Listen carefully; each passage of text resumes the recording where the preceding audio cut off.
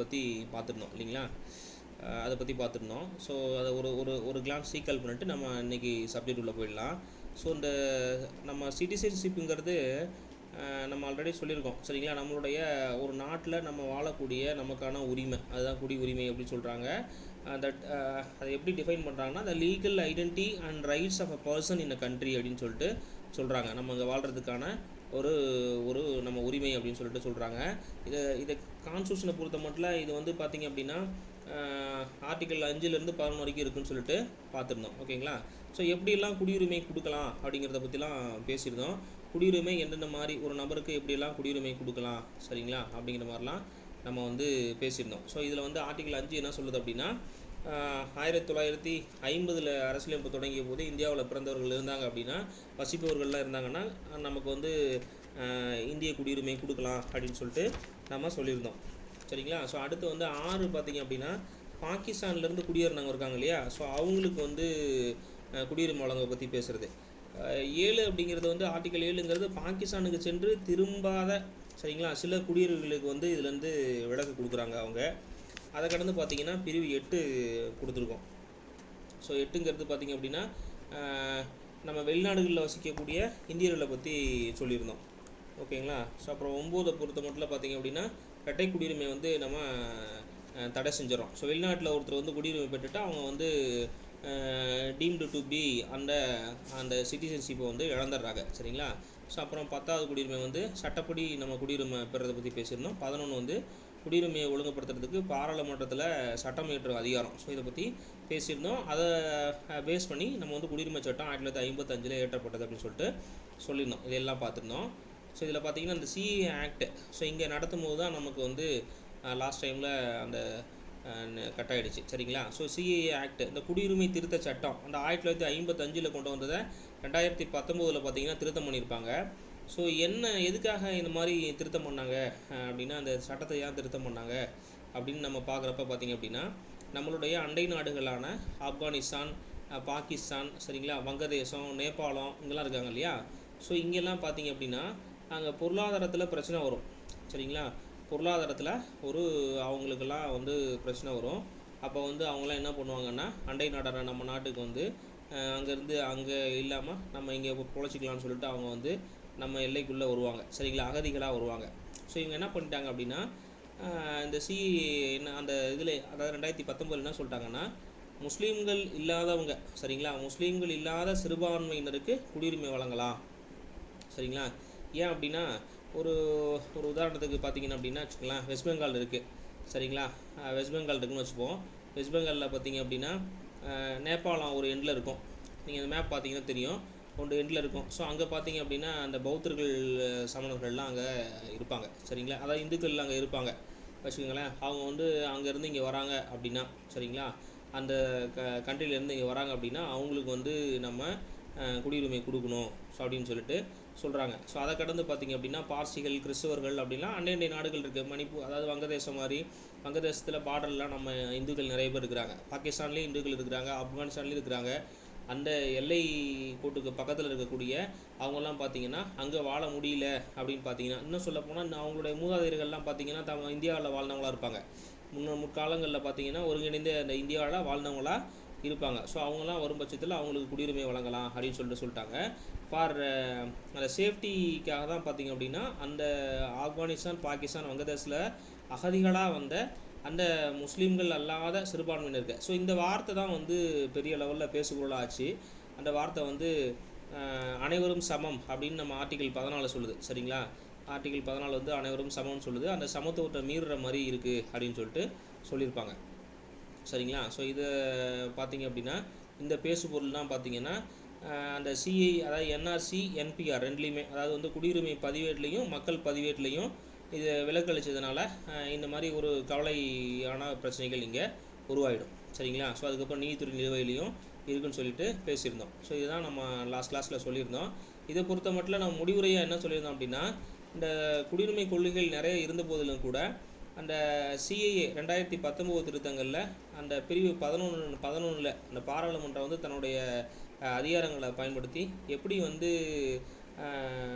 அண்டை நாடுகள் இருக்கக்கூடிய அந்த மக்களை வந்து பாதுகாக்குது அப்படிங்கிறத எடுத்து சொன்னாலுமே கூட அந்த அவங்க அந்த மாதிரி எடுத்து சொல்லக்கூடிய விஷயங்கள் வந்து மதசார்பற்ற முறையில் இருந்தால் நல்லாயிருக்கும் அப்படின்னு சொல்லிட்டு நம்ம அதாவது ஒரு சமநிலையை பிரதிபலிக்கணும் அப்படின்னு சொல்லிட்டு நம்ம கன்க்ளூஷன் இந்த இடத்துல கொடுக்குறோம். சரிங்களா? ஸோ இதுதான் மைண்ட் மேப்பாக லாஸ்ட் கிளாஸில் பார்த்தோம்.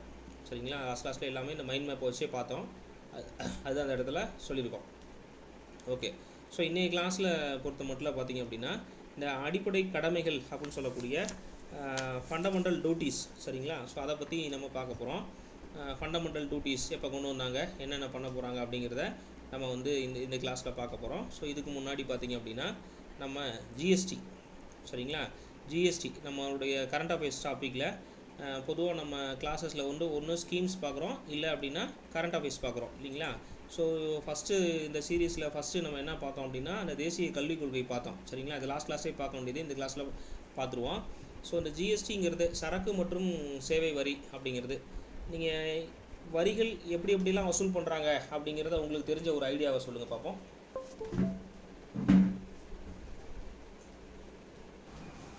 ஸோ இந்த கிளாஸஸ் இன்ட்ராக்டிவாக இருந்தால் நல்லாயிருக்குன்னு நினைக்கிறேன். நீங்கள் எந்த அளவுக்கு எனக்கு பொட்டன்ஷியல் இருக்குதுன்னு தெரியல. நீங்கள் கிளாஸஸ் கொஞ்சம் இன்ட்ராக்டிவாக நடத்திங்கன்னா நம்ம இன்னும் கூட கொஞ்சம் எஃபெக்டிவாக நடத்தலாம். ஸோ எதுக்காக அப்படின்னா நம்ம பொதுவாக எழுதி போட்டால் நடத்துறது இல்லை, அப்ஜெக்டிவ் மாதிரி தான் நம்ம கொஸ்டின்ஸ் இது வரைக்கும் நம்ம ஹேண்டில் பண்ணியிருக்கோம். இந்த மாதிரி எப்படி சொல்கிறது, நோட்ஸ் வச்சுட்டுலாம் நம்ம நடத்துனது இல்லை. ஸோ இப்போ எதுக்காக இந்த மாதிரி நம்ம பண்ணுறோன்னா காலம் கருதி ஒன்று பண்ணுறோம். இன்னொன்று பார்த்திங்கன்னா ஸ்கிரிப்ட் நமக்கு அப்ஜெக்டிவாக வந்து ரைட்டிங் ஸ்கிரிப்ட் தான். ஸோ அதுக்காக தான் இந்த மாதிரிலாம் நம்ம ஒவ்வொரு டாப்பிக்கும் முக்கியத்துவம் வாய்ந்த டாப்பிக்லாம் எடுத்து இப்படிலாம் இருக்குதுன்னு சொல்லிட்டு சொல்கிறோம். இது உங்கள் பாயிண்ட் ஆஃப் வியூவில் நீங்கள் மாற்றி எழுதிக்கலாம். சரிங்களா? ஸோ இந்த ஜிஎஸ்டி அப்படின்னு சொல்லக்கூடிய குட் சர்வீஸ் டேக்ஸை பற்றி உங்களுக்கு என்னென்ன தெரியும், உங்களுக்கு தெரிஞ்ச ஏதாவது ஒரு 2 கருத்துக்களை சொன்னீங்க அப்படின்னா ஃபர்தராக நம்ம போகலாம். சார் ஸ்டேட் ஜிஎஸ்டி போடுறாங்க சார். இது வந்து ஃபெடரல்ல வரும், federal power scale of state GST, central GST sir. சரி சார், வேற ஃபெடரல் பவர் கிலோ வரும் சார். இப்போ ஜிஎஸ்டிக்கு சில பொருளை விலக்கு கொடுத்துருக்காங்க சார். ஜிஎஸ்டி புரியல. இப்போ ஜிஎஸ்டி கம்மி பண்ணிருக்காங்க சார் சில பொருளுக்கு. ஓகே இப்போ சார். லேட்டஸ்டா வந்து ஜிஎஸ்டி சார் இது வந்து நம்ம பிரான்ஸ்ல இருந்து அடாப்ட் பண்ணுவோம் சார். பிரான்ஸ் என்ன சார் சொல்றீங்க? டிரான்ஸ் ஜிஎஸ்டி வந்து பிரான்ஸ்ல இருந்து அதை பார்த்து பின்பற்றுறதுங்களா? Okay okay sir. சரி ஓகே. வேற சார், வேற ஓகே. வேற ஃபினான்ஸ் மினிஸ்டர் பார்லிமெண்ட் அங்கே தான் முடிவு போட்டாங்க, ஸ்டேட்ல முடிவு போட்டாங்க எவ்வளவு டாக்ஸ் போடணும். ஃபினான்ஸ் மினிஸ்டர் அவங்க தான் முடிவு அவங்க ஸ்டேட்ல இங்க ஜிஎஸ்டி கவுன்சில் சொல்ல வரீங்க. Okay okay sir. GST council பத்தி சொல்றீங்க. சரிங்க சார். வேற both parliament and state GST வந்து நிறைய குறைச்சிருக்காங்க சார். 28% உள்ளது எல்லாமே குறைச்சிருக்காங்க. 18, 9 அது மாதிரி விவசாய பொருட்கள்லாம் நிறைய குறைச்சிருக்காங்க. இப்போ இந்த ரஷ்யாக்கு ஆயில் வாங்கத்துல இருந்து இந்த வருஷம் வந்து சிஎஸ்டி குறைச்சிருக்காங்க சார். ஆனா யான்னு தெரியல சார். இது ஏன் போன தடவை இந்த வருஷம் குறைச்சிருக்காங்க, ஆனா ரீசன் தெரியல சார். சரிங்க சார். சரி ஓகே. வேற ஏன்னா பார்லிமெண்ட்டுக்கு பவர் இருந்தாலுமே வந்து ஸ்டேட் லெஜிஸ்லேட்டருக்கு 50% பவர் இருக்குது சார் இந்த மாதிரி டாக்ஸஸ் இம்ப்ளிமெண்ட் பண்ணும்போது. Okay okay. வேற சார். வேற நீங்கள் இன்னும் ஃபண்டமெண்டலாக வந்து என்ன அப்படின்னு எதுவும் நம்ம சொல்லலையே. ஸோ இப்போ நம்ம வந்து ஜிஎஸ்டிக்கு முன்னாடி சரி ஜிஎஸ்டிக்கு முன்னாடி நம்ம என்ன விதமான டாக்ஸஸ் வந்து நம்ம வச்சுட்டு இருந்தோம்? ஜிஎஸ்டிக்கு முன்னாடி காமனா இல்லைங்க சார். எல்லாம் இது தவிர வேற இன்டைரக்ட் டாக்ஸ் எதுவும் இல்ல சார். ஒரே ஒரு டாக்ஸ் தான் சார். இதுக்கு ஜிஎஸ்டிக்கு முன்னாடி நம்ம எந்த டாக்ஸும் இருந்ததே கிடையாதுங்களா? இண்டிவிஜுவலா ஜிஎஸ்டிக்கு அப்புறம் இதுக்கு முன்னாடி வாட் அந்த மாதிரி நிறைய டைரக்ட் அண்ட் இன்டைரக்ட் டாக்ஸஸ் இருந்து சார். இது ஓவராலா காமனா ஒரே ஒரு டாக்ஸ். ஓ அப்படி சொல்றீங்களா? இப்போ நம்ம இன்டைரக்ட் டாக்ஸ் எதுவுமே கட்டுறது இல்லை அப்படிதானே சொல்ல வரீங்க? இப்போ நம்ம இன்டைரக்ட் டாக்ஸ் எதுவுமே கட்டறது இல்லை அதுதானே சொல்ல வரீங்க? Yes sir. சரிங்க சார். சரி ஓகே. இப்போ பெட்ரோல் நீங்கள் யூஸ் பண்ணுறீங்க இல்லையா, பெட்ரோலுக்கு நீங்கள் ஏதாவது டேக்ஸ் பே பண்ணுறீங்களா, ஜிஎஸ்டி பே பண்ணுறீங்களா? அது இன்டைரக்டா எடுத்துக்கிறாங்க சார். இன்டைரக்ட் அதை எப்படி இன்டைரக்டாக எடுத்துக்கிறாங்க? அது நம்ம பெட்ரோல் காசு தான் கொடுக்குறோம், ஆனால் அதில் ஸ்டேட் ஜிஎஸ்டி அப்படின்னு அது வந்துன்னு நினைக்கிறேன் சார். ஆனால் நம்ம எவ்வளோ தெரியல, ஆனால் அதெல்லாம் இன்க்ளூட் கலால் வரின்னு சொல்லுவாங்க சார். அதை கலால் வரி சார் அது ஜிஎஸ்டிக்குள்ள வரல சார். நம்ம கவர்மெண்ட் வந்து ஜிஎஸ்டிக்குள்ள கொண்டு வர சொல்லி வலியுறுத்திட்டு இருக்காங்க sir central government. Yes sir. ஜிஎஸ்டிக்குள்ள வந்தா பெட்ரோலோட வரி வந்து விலை வந்து கம்மியாகும் சொல்லிக்கலாம் சார். சரி, ஓகே சார்.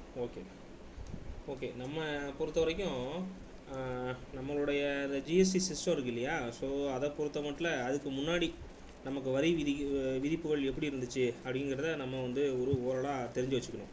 சரிங்களா? எதுக்காக அப்படின்னா இப்போது நம்ம பார்க்குறோம். சரிங்களா? இந்த ஜிஎஸ்டியை பொறுத்த வரைக்கும் குட்ஸ் அண்ட் சர்வீஸ் டேக்ஸ்னு சொல்கிறாங்க. அந்த டேக்ஸை பொறுத்த மட்டும் நம்ம கொண்டு வந்தது வந்து ஜூலை 1 2017 இந்த டேக்ஸேஷன் சிஸ்டங்கிறது இருக்குது. சரிங்களா? ஸோ இதுக்கு முன்னாடி பார்த்தீங்க அப்படின்னா ஸ்டேட், அதாவது டைரக்ட் டேக்ஸ், இன்டைரக்ட் டேக்ஸ் சொல்லுவாங்க. Central and state level indirect டேக்ஸஸ்ன்னு சொல்லுவாங்க. ஸோ அந்த மாதிரி தான் இருந்துச்சு. ஒரு உதாரணத்துக்கு சென்ட்ரல் டேக்ஸ்னு வச்சுக்கோங்களேன். தெரில, சரி இங்கே எழுதுகிறேன். ஸோ ஒரு சென்ட்ரல் டேக்ஸஸ் பிஃபோர் நான் சொல்கிறது இல்லை, இப்போ நான் பேசுகிறது எல்லாமே வந்து பிஃபோர் ஜிஎஸ்டி இம்ப்ளிமெண்டேஷன். ஸோ இதுக்கும் நமக்கும் இப்போ நம்ம ஜிஎஸ்டி பற்றி இப்போ படிக்கிறோம். ஸோ இதுக்கு முந்தைய காலங்களில் நம்ம வந்து முழுசாக தெரிஞ்சுக்கணும். ஸோ அப்படி தெரிஞ்சுக்கிட்டால் தான் நமக்கு வந்து அடுத்தடுத்த கட்டத்துக்கு போகிறதுக்கு வந்து ஒரு உதவியாக இருக்கும். சரிங்களா? ஸோ இந்த ஜிஎஸ்டியை ஏன் இப்படி இன்டகிரேட்டடாக கொண்டு வந்துருக்குறாங்க ஆல் இண்டியா லெவலில் அப்படிங்கிறத வந்து நம்ம தெரிஞ்சுக்கணும். அப்படின்னா முதல்ல வந்து இதுக்கு முன்னாடி என்ன சிக்கல்கள் இருந்தது, அதாவது என்னென்ன ப்ராப்ளம்ஸு ஃபேஸ்டு அசோசியேட்டட் வித் அந்த டைரக்ட் அண்ட் இன்டைரக்ட் டேக்ஸஸ் அப்படிங்கிறத அதோடைய நாலேஜ் நமக்கு இருக்கணும். ஸோ அப்படி இருந்தால் தான் பார்த்திங்க அப்படின்னா இதை புரிஞ்சுக்க முடியும். சரிங்களா? ஸோ முன்னாடி நம்ம பார்த்திங்க அப்படின்னா இந்த இன்டைரக்ட் டேக்ஸஸ், அதாவது டைரக்ட் டேக்ஸஸ், இன்டைரக்ட் டேக்ஸஸ்ன்னு சொல்லிட்டு முன்னாடி சொல்கிறாங்க. அந்த டைரக்ட் டேக்ஸஸ் அப்படிங்கிறத வந்து எப்படி நம்ம டிஃபைன் பண்ணலாம்? டைரெக்டாக நீங்கள் டேக்ஸ் கட்டுறீங்க. சரிங்களா? நம்ம இப்போவுமே நம்ம டைரக்ட் டேக்ஸ் கட்டுறோம் இல்லையா? டைரக்ட் டேக்ஸ் எந்த மோடில் கட்டுறோம்? டைரக்ட் டேக்ஸு நேரடியாக ரெஜிஸ்ட்ரேஷன் பண்ணும்போது பத்திரம் வாங்குறோம் சார். பத்திரம் வாங்குறது வேற, சேலரி சார். சேலரி. சரிங்களா? அது வருமான வரி இன்கம் ரொம்ப முக்கியம். சரிங்களா? இன்னுமே நம்ம இந்த ஜிஎஸ்டி கொண்டு வந்தோம் கூட இந்த இன்கம் இருக்குது. சரிங்களா? ஸோ இந்த டைரக்ட் இன்டைரக்டில் ஆரம்பத்தில் பார்த்தீங்கன்னா சென்ட்ரல் டேக்ஸ் அப்படின்னு சொல்கிறான், சென்ட்ரல் டேக்ஸ்னு சொல்கிறான். இப்போ என்ன சொல்கிறான் அப்படின்னா ஸ்டேட் டேக்ஸ் அப்படின்னு சொல்கிறான். ரெண்டு வகையாக வந்து பிரிச்சிடறான். சென்ட்ரல் டேக்ஸு, ஸ்டேட் டேக்ஸ்னு சொல்லிட்டு முன்னாடி பிரிச்சுருந்தான். இந்த சென்ட்ரல் டேக்ஸை பொறுத்த வரைக்கும் பார்த்தீங்க அப்படின்னா ஃபஸ்ட்டு சென்ட்ரல் எக்ஸஸ் டியூட்டி அப்படின்னு சொல்கிறான். சரிங்களா? வித்தின் இந்தியாவுக்குள்ளார இருக்கக்கூடிய அந்த குட்ஸுக்கு வந்து போடுறான். எக்ஸஸ் டியூட்டி அப்படின்னு சொல்லிட்டு கொண்டு வரான். ஒன்று எக்ஸஸ் டியூட்டி அப்படின்னு சொல்லிட்டு ஒன்று கொண்டு வரான். அதுக்கப்புறம் பார்த்தீங்கன்னா சர்வீஸ் டேக்ஸ் போடுறான். சரிங்களா? சர்வீஸ் டேக்ஸ் அதெல்லாம் சென்ட்ரல் கவர்மெண்ட் செய்கிறான். அதுக்கப்புறம் பார்த்தீங்கன்னா நான் அடிஷ்னல் டியூட்டிஸ்ன்னு சொல்லுவாங்க. அது என்னென்னா சிவிடி எஸ்ஏடின்னு சொல்லுவாங்க. சரிங்களா? அந்த அடிஷ்னல் டியூட்டிஸ்ன்னு சொல்லுவாங்க. ஸோ இந்த மாதிரி போட்டுட்டு இருந்தாங்க. இதுக்கப்புறம் பார்த்தீங்க அப்படின்னா இந்த சென்ட்ரல் சேல்ஸ் டேக்ஸ் அப்படின்னு சொல்லிட்டு ஒன்று கொண்டு வந்தாங்க. சரிங்களா? சென்ட்ரல் சேல்ஸ் டேக்ஸ் அப்படின்னு சொல்லிட்டு ஒன்று வந்து கொண்டு வந்தாங்க. ஸோ அதாவது என்ன அப்படின்னா இன்டர்ஸ்டேட் சேல்ஸ் ஆஃப் குட்ஸு அந்த மாதிரி இருக்கக்கூடிய விஷயங்களுக்கு சென்ட்ரல் கவர்மெண்ட்டும் டேக்ஸ் போடுவோம். சரியா? அதை கொண்டு வந்துருந்தாங்க. அது அந்த மாதிரி சிஸ்டம் இருந்துச்சு. ஸோ அதுக்கப்புறம் பார்த்தீங்க அப்படின்னா இந்த செஸ்ஸஸ் சொல்கிறோம் இல்லையா, எப்போவுமே செஸ்ஸஸ்லாம் இருக்குது. இப்போவுமே செஸ்ஸஸ் இருக்குது, நம்ம அதை இன்டகிரேட் பண்ணிட்டோம், அவ்வளோதான். சரிங்களா? சர்சார்ஜஸ்ன்னு சொல்லுவாங்க. செஸ்ஸஸ் அண்ட் சர்சார்ஜஸ் அப்படின்னு சொல்லிட்டு சொல்லுவாங்க. ஸோ இந்த எப்படி சொல்கிறதுனா ஒரு ஸ்பெசிஃபிக் பர்பஸுக்காக இது எல்லாமே வச்சுருந்தாங்க. இதெல்லாம் சென்ட்ரல் கவர்மெண்ட்டு கொண்டு வந்த அந்த டேக்ஸு. சரிங்க சார். இந்த டேக்ஸ்ன்னு சொல்கிறாங்க இல்லையா, அந்த டேக்ஸ் எதுக்காக போடுறாங்க அதை முதல்ல தெரிஞ்சுக்குவோம். இதை முதல்ல நீங்கள் சொல்லுங்கள். டேக்ஸ் வந்து எதுக்காக வந்து அரசாங்கம் எதுக்காக டேக்ஸை வந்து வசூல் பண்ணுறாங்க? அரசுக்கு வருவாய் வச்சு என்ன சார் பண்ணுவாங்க? வருவாய் வச்சு ஒரு வருவாய் இருந்தா தான் குடும்பம் பணிகளுக்காக சார். என்ன மேடம் சொல்றீங்க? இந்தியாவோட வளர்ச்சி பணிகளுக்காக சார் ஒரு குடும்பத்தை ரன் பண்றதுக்கு சார் ஒரு குடும்பத்தை ரன் பண்றதுக்கு வருவாய் முக்கியம் சார். குடும்பம் மாதிரி தான் இந்தியான்றதும் குடும்பம் மாதிரி தான் இந்தியா. ஒவ்வொரு டிபார்ட்மெண்ட்டுக்கு ஃபண்ட் அலாட் பண்ணுவாங்க சார். ஓகே, ஃபண்ட் அலாட் பண்ணுவாங்க. ஓகே பேசிக்கா நம்மளுடைய இந்த டாக்ஸேஷன் சிஸ்டம்ங்கிறது இல்லை, பேசிக்காக நம்ம இந்த டாக்ஸேஷன் சிஸ்டம்ங்கிறது பார்த்தீங்க அப்படின்னா நம்ம வீட்டில் பட்ஜெட் போடுறது தான். அப்படிதானே? பட்ஜெட் தானே. வருமானம் எவ்வளோ, செலவினம் எவ்வளோ, அந்த வருமானம் என்னென்ன வழிகளில் வருது, சரிங்களா, என்னென்ன வழிகளில் வருது அப்படிங்கிறது தான் வந்து என்ன சொல்கிறோம் அப்படின்னா இதை வந்து அந்த வருமானம் என்னென்ன வழிகளில் வருது, செலவினங்கள் என்னென்ன வகைகளை பண்ணுறோம். சரிங்களா? ஸோ இதில் நம்ம வீட்டில் எப்படி வந்து நார்மலாக நம்ம வீட்டில் எப்படி வந்து நம்ம பட்ஜெட் வந்து எப்படி சொல்கிறது, பட்ஜெட் போடுறோமோ, ஸோ அதே மாதிரி விஷயங்கள் தான் வந்து இதில் கொண்டு வராங்க இல்லைங்களா? அதே மாதிரி தான் கொண்டு வராங்க. இதில் நம்ம இம்பார்ட்டண்ட்டாக தெரிஞ்சுக்கணும் அப்படின்னா, சரிங்களா, தெரிஞ்சுக்கணும் அப்படின்னா நம்ம எக்ஸாம் பாயிண்ட் ஆஃப் வியூவில் இந்த டேக்ஸை பற்றி பரீட்சையில் கேள்வி கேட்பாங்க. என்ன கேள்வி கேட்பாங்கன்னா, திருக்குறளில் என்னென்னலாம் வந்து இந்த டேக்ஸேஷனை பற்றி வந்து சொல்லியிருக்கிறாங்க அப்படின்னு சொல்லிட்டு கேட்பாங்க. கரண்ட் சோசியல் இஷ்யூவில் தமிழ் சொசைட்டியில் கேட்பாங்க. சரிங்களா? வரி வந்து போடுறதுனால அந்த மன்னன் வந்து அதாவது வரி வசூல் பண்ணுறதுக்கு முன்னாடி அங்கே இருக்கக்கூடிய குடிமக்களை எப்படிலாம் பாதுகாக்கணும், எப்படியெல்லாம் வரி போடணும், அந்த வரியை எந்த மாதிரி செலவு பண்ணணும், என்னென்ன டிபார்ட்மெண்ட்டுக்கெலாம் செலவு பண்ணணும் அப்படின்னு அதோடு தொடர்புடைய அந்த எப்படி சொல்கிறது, அந்த விஷயங்கள்லாம் 2 அதிகாரத்தில் சொல்லியிருக்காங்க. சரிங்களா? 2 அதிகாரங்கள். என்னென்ன அதிகாரங்கள்னால் நீங்கள் அதெல்லாம் கோத்ரூ பண்ணுங்கள். இந்த கொடுங்கோன்மை அப்படின்னு சொல்லிட்டு ஒரு அதிகாரம் இருக்குது. சரிங்களா? அதுக்கப்புறம் பார்த்தீங்கன்னா பொருள் செயல் வகை அப்படின்னு சொல்லிட்டு ஒரு அதிகாரம் இருக்குது. இந்த 2 அதிகாரங்களில் முழுசாகவே சொல்லியிருப்பார். சரிங்களா? அதாவது வரி வசூலிக்கக்கூடிய முறைகள் என்னென்ன, அரசோட வருவாயை பெறுறதற்கு என்னென்ன மாதிரியான வழிகள் இருக்குது, ஸோ அதனுடைய இம்பார்ட்டன்ஸ் என்ன, மக்கள்கிட்ட எவ்வளோ பர்சன்டேஜ் ஆஃப் டேக்ஸேஷன் வாங்கணும், அவங்களுக்கு எவ்வளோ வந்து எப்படி சொல்கிறதுனா வருமானம், இவ்வளோ வருமானத்தில் அவங்க நலன் சார்ந்து எப்படிலாம் டேக்ஸேஷன் பண்ணணும், அதனுடைய அவசியம் என்ன, ஒரு நல்ல அரசு அப்படின்னா அது வந்து எந்த மாதிரிலாம் வந்து உங்களுக்கு ப்ராக்டிக்கலாக சொல்லணும்னா நம்ம கவர்மெண்ட் நம்மக்கிட்ட வசூல் பண்ணுற வரி வந்து நம்மளை தண்டிக்கிற மாதிரி இருக்கக்கூடாது. சரிங்களா? ஸோ இது எல்லாமே இந்த குறள்லாம் சொல்லியிருப்பாங்க. ஸோ அதை பற்றின வந்து கொஸ்டின்ஸ் வந்து எக்ஸாமில் கேட்குறாங்க. சரிங்களா? ஸோ அதை வந்து நம்ம பார்த்துக்கணும். இதில் வந்து நம்ம வரிக்கு பயப்படக்கூடாது. வரி 2 வரின்னு சொல்லிட்டேன். நேரடி வரி, இன்னொன்று மறைமுக வரி அப்படின்னு சொல்லிட்டேன். சரிங்களா? நேரடி வரி, மறைமுக வரின்னு சொல்லிட்டேன். சரி, முக்கியமான அந்த குறள் என்ன சொல்லுவாங்கன்னா, அந்த 552வது குறளை சொல்லுவாங்க. சரிங்களா? வேலோடு நின்றான் இடு என்றது போலும் கோலோடு நின்றான் இரவு அப்படின்னு சொல்லுவாங்க. ஸோ ஆயுதத்தை பிடித்து கொண்டு வழிமுறித்து கொள்ளையடிப்பது போல அரசு அதிகாரிகள் வந்து தலையாய கோல் நியந்தி மக்களை வருத்தி வரி கேட்பது கொடிய செயல். சரிங்களா? ஸோ இதை எடுத்துக்காட்டி தான் அந்த ஸ்லாபை போட்டிருப்பாங்க. சரிங்களா? இதை எடுத்துக்காட்டிட்டு அந்த அம்மா ஃபினான்ஸ் மினிஸ்டராக இருந்தப்போ 2வது தடவை வந்தப்போ தான் வந்து இவங்க என்ன பண்ணியிருப்பாங்க அப்படின்னா, முதல் தடவை இருந்தப்போ சொல்லியிருக்க மாட்டாங்க, 2வது அதை கவுன்சிலில் வந்து ரிஃபார்ம் பண்ணுறப்போ வந்து பார்த்திங்கன்னா இதை சொல்லியிருப்பாங்க. மக்களை வருத்தி வரி கேட்பது கொடிய செயல் சொல்லிட்டு அந்த வருஷம் குரூப் 1ல் இந்த கொஸ்டினை கேட்டான். சரிங்களா? சரி, ரைட்டு. நம்ம இதை தெரிஞ்சுக்கணும். இந்த 2 அதிகாரங்களும் நீங்கள் தெரிஞ்சு வச்சுக்கணும். Okay, direct tax, indirect tax சொல்லிட்டேன். இது சென்ட்ரல் கவர்மெண்ட் விதிக்கிறது. அதே மாதிரி ஸ்டேட் கவர்மெண்ட்டும் இந்த விஷயத்தை பண்ணான். சரிங்களா? ஸ்டேட் கவர்மெண்ட் என்ன பண்ணால் வேட்டுன்னு போட்டான். இப்போ நாங்கள் சென்ட்ரல் கவர்மெண்ட்டில் excise duty, sales and service duty, அப்புறம் வந்து அடிஷ்னல் டியூட்டி, அப்புறம் இந்த சேல்ஸ் சொல்லிட்டேன், அப்புறம் செஸ் அண்ட் சர்சார்ஜஸ்ன்னு சொல்லிட்டு சென்ட்ரல் கவர்மெண்ட் டேக்ஸஸ் போட்டான். சரிங்களா? ஒரு அரசு இயங்குறதுக்கு தேவையான, சரிங்களா, அரசுங்கிறது என்னன்னா ஒரு நல்ல அரசு அப்படிங்கிறது வந்து நல்வாழ்வு, மக்களுக்கு நல்வாழ்வு வழங்கக்கூடிய ஒரு அரசாங்கம், ஒரு கவர்மெண்ட் இல்லை கவர்னன்ஸ் அப்படிங்கிறது பார்த்திங்க அப்படின்னா இயங்கணும் அப்படின்னா அவங்களுக்கு வந்து இந்த பணங்கிறது ரொம்ப அத்தியாவசிய தேவை. இந்த பணத்தை வச்சு இவங்க என்ன பண்ணுவாங்க அப்படின்னா, அங்கே இருக்கக்கூடிய அரசாங்கத்தை சார்ந்து இருக்கக்கூடிய குடிமக்களுக்கு, சரிங்களா, குடிமக்களுக்கு தேவையான அடிப்படை விஷயங்களையும், அந்த குடிமக்களுக்கு பாதுகாப்பு சார்ந்த விஷயங்களையும், சரிங்களா, நலன் சார்ந்த விஷயங்களையும், கல்வி, மருத்துவம் போன்ற எல்லாத்தையும் செய்கிறதுக்கு அடிப்படை வந்து பணம் தான். சரிங்களா? நான் கவர்மெண்ட் ஆஃபீஸராக இருந்தேன்னா எனக்கு கொடுக்குற சம்பளம் மக்களோட பணம்.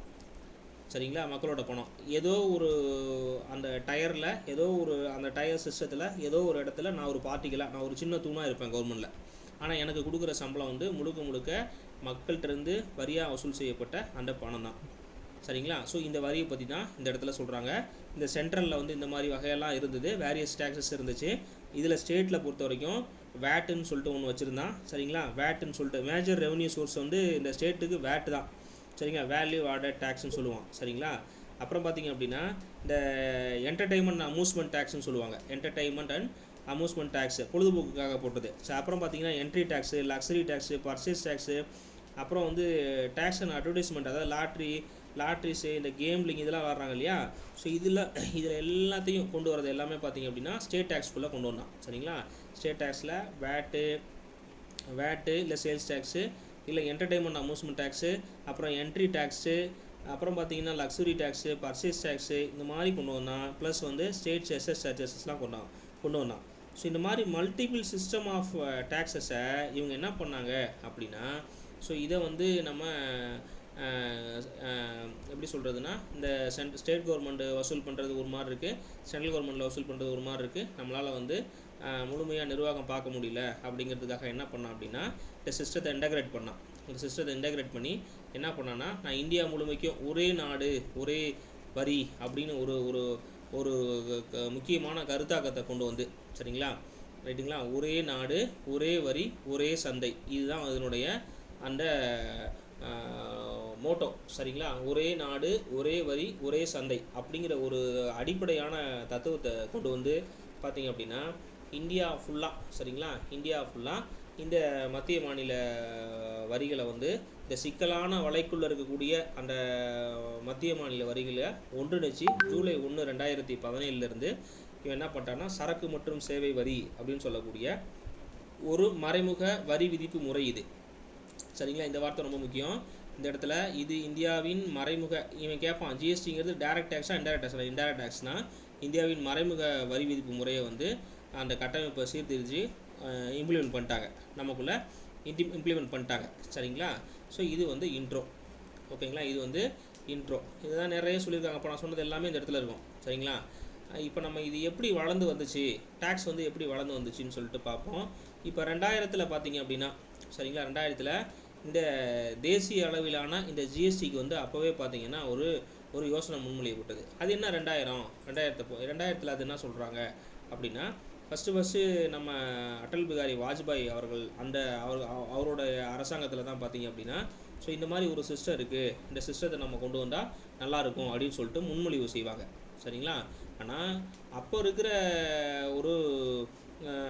அப்போ வந்து இந்த பொலிட்டிக்கல் ரீதியாக இருந்த இஷ்யூவும், சரிங்களா, பொருளாதார ரீதியாக நம்மக்கிட்ட இருந்த அந்த சுச்சுவேஷனையும் பார்த்திங்கன்னா கருத்தில் கொண்டு அதை வந்து அப்படியே கிடப்பில் போட்டாங்க. சரிங்களா, கிடப்பில் போட்டாங்க. அதுக்கப்புறம் பார்த்திங்க அப்படின்னா இந்த 2003 பார்த்திங்கன்னா இந்த கேல்கர் பணிக்குழு அப்படின்னு சொல்லிட்டு, சரிங்களா, டாக்டர் விஜய் கேல்கர் அவருடைய தலைமையில் ஒரு குழுவை போட்டு ஆராய்ச்சி பண்ண சொன்னாங்க. சரிங்களா. இப்போ என்னென்ன டேக்ஸஸ்லாம் இருக்குது, டைரக்ட் டேக்ஸஸ் இருக்குது, இன்டைரக்ட் டேக்ஸ் இருக்குது, எப்படி ஜிஎஸ்டி வந்து நம்ம இந்தியாவில் கொண்டு வரதுக்கான பாசிபிலிட்டிஸ் என்னென்னலாம் இருக்குது அப்படிங்கிறத ஆய்வு பண்ணாங்க. சரிங்களா. அப்படிங்கிறத ஆய்வு பண்ணாங்க. இதுதான் முதல்ல இனிஷியேட்டிவ், ஃபஸ்ட் இனிஷியேட்டிவ் யார் தலைமையில் கொண்டு வந்தாங்கன்னா டாக்டர் விஜய் கேல்கர் கமிட்டி, இவருடைய கேல்கர் கமிட்டியில் தான் கொண்டு வந்தாங்க. ஸோ இவர் என்ன பண்ணார் அப்படின்னா, நேஷ்னல் லெவலில் அந்த குட்ஸ் அண்ட் சர்வீஸ் டேக்ஸை இம்ப்ளிமெண்ட் பண்ணுறதுக்கு என்னென்ன ரெக்கமெண்டேஷன்ஸ் தேவை, என்னென்ன அனௌன்ஸ்மெண்ட்ஸ் பண்ணணும், ஸோ என்னென்ன மாடிஃபிகேஷன் பண்ணணும் அப்படிங்கிறத வந்து எஸ்டாப்ளிஷ் பண்ணுறதுக்காக கொண்டு வரப்பட்ட கமிட்டி இந்த கமிட்டி. அவருடைய அறிக்கையும் அதுக்கு ஏற்ற மாதிரி தான் அவர் கொடுத்துருப்பார். சரிங்களா. முழுமையாக அதை வந்து கொண்டு வரதுக்கான அறிக்கையை கொடுத்துருப்பார். ஸோ அப்புறம் 2006, 2007 பார்த்திங்க அப்படின்னா சிதம்பரம் அவர்கள் இருக்கார் இல்லையா, ஸோ அவர் தான் வந்து ஃபஸ்ட்டு சொல்லியிருப்பார். ஃபஸ்ட்டு சிதம்பரம் தான் என்ன சொல்லியிருப்பார் அப்படின்னா, ஏப்ரல் 1, 2000 வந்து அறிமுகப்படுத்தப்படும் அப்படின்னு சொல்லிட்டு சொல்லிடுவார். இப்போ இம்ப்ளிமெண்ட் பண்ண இதே கவர்மெண்ட், இப்போ இருக்கிற ரூலிங் கவர்மெண்ட்டு தான் ஸ்ட்ராங்காக அப்போஸ் பண்ணி அதை வந்து வரவிடாமல் கொண்டு வந்திருப்பாங்க. சரிங்களா, கொண்டு வந்திருப்பாங்க. ஸோ அது ஒரு அவையிலேருந்து அடுத்த அவை போகும்போது அது வந்து முழுமையாக பாஸ் ஆகாத அளவுக்கு அவங்க பண்ணிடுவாங்க, அது பாஸும் ஆகாது. சரிங்களா. ஸோ அந்த மாதிரி இருக்கும் 2006, 2007. அப்புறம் வந்து 2008 ஒரு ஒருமித்த கருவை உருவாக்குப்பாங்க. அப்புறம் 2014 பார்த்தீங்க அப்படின்னா, 2014 இந்த பிஜேபி கவர்மெண்ட் வந்த உடனே, சரிங்களா, வாஜ்பாய் அவர்களோட முன்மொழிவை வந்து, ஏன்னா அவருடைய வழிதோன்றல்கள் தான் இவங்க எல்லாமே, சரிங்களா, அப்போ இருந்த அவர் தான் ஃபஸ்ட்டு இதை கொண்டு வந்திருப்பார். அதுக்கப்புறம் பார்த்திங்க அப்படின்னா இந்த 122வது சட்ட திருத்தத்தின்படி 2014 அந்த மசோதாவை வந்து அறிமுகப்படுத்துவாங்க. சரிங்களா. அப்போ வந்து அருண்ஜேட்லி அவர்கள் தான் வந்து பார்த்திங்க அப்படின்னா நிதியமைச்சராக இருப்பார். சரிங்களா, நிதியமைச்சராக இருப்பார். ஸோ அவர் தான் முக்கியமான வடிவமைப்பாளரும் இதுக்கு இருந்திருப்பார். சரிங்களா. அதாவது டிரான்சாக்ஷன், அந்த சென்ட்ரல் கவர்மெண்ட் ஸ்டேட் கவர்மெண்ட்டுக்கு இருக்கக்கூடிய டிரான்சாக்ஷனை வந்து பர்மிட் பண்ணுற அளவுக்கு, சரிங்களா, பர்மிட் பண்ணுற அளவுக்கு இந்த ஒரு அமெண்ட்மெண்ட்டை கொண்டு வரணும் அப்படிங்கிறத கருத்தாக வச்சு தான் அதை வச்சுருப்பாங்க. சரிங்களா. அதுதான் ஐஜிஜிஎஸ்டிலாம் இப்போ சொல்லுவாங்க. ஓகேங்களா? ஸோ இதுக்கப்புறம் பார்த்திங்க அப்படின்னா இந்த 2016 அவங்க கொண்டு வந்த இந்த 2014 கொண்டு வந்த மசோதாவில் ஒரு சில திருத்தங்களை பண்ணி திருப்பி இம்ப்ளிமெண்ட் பண்ணுறதுக்கான வேலைகளை செய்வாங்க. சரிங்களா? நிறைவேற்றம் பண்ணுவாங்க. அது பாராளுமன்றத்தில் நிறைவேற்றப்பட்டு 101வது சட்ட திருத்தம். சரிங்களா? 101வது சட்ட திருத்தத்தில் வந்து 2016 வந்திருக்கும் இது. சரிங்களா? வந்திருக்கும்.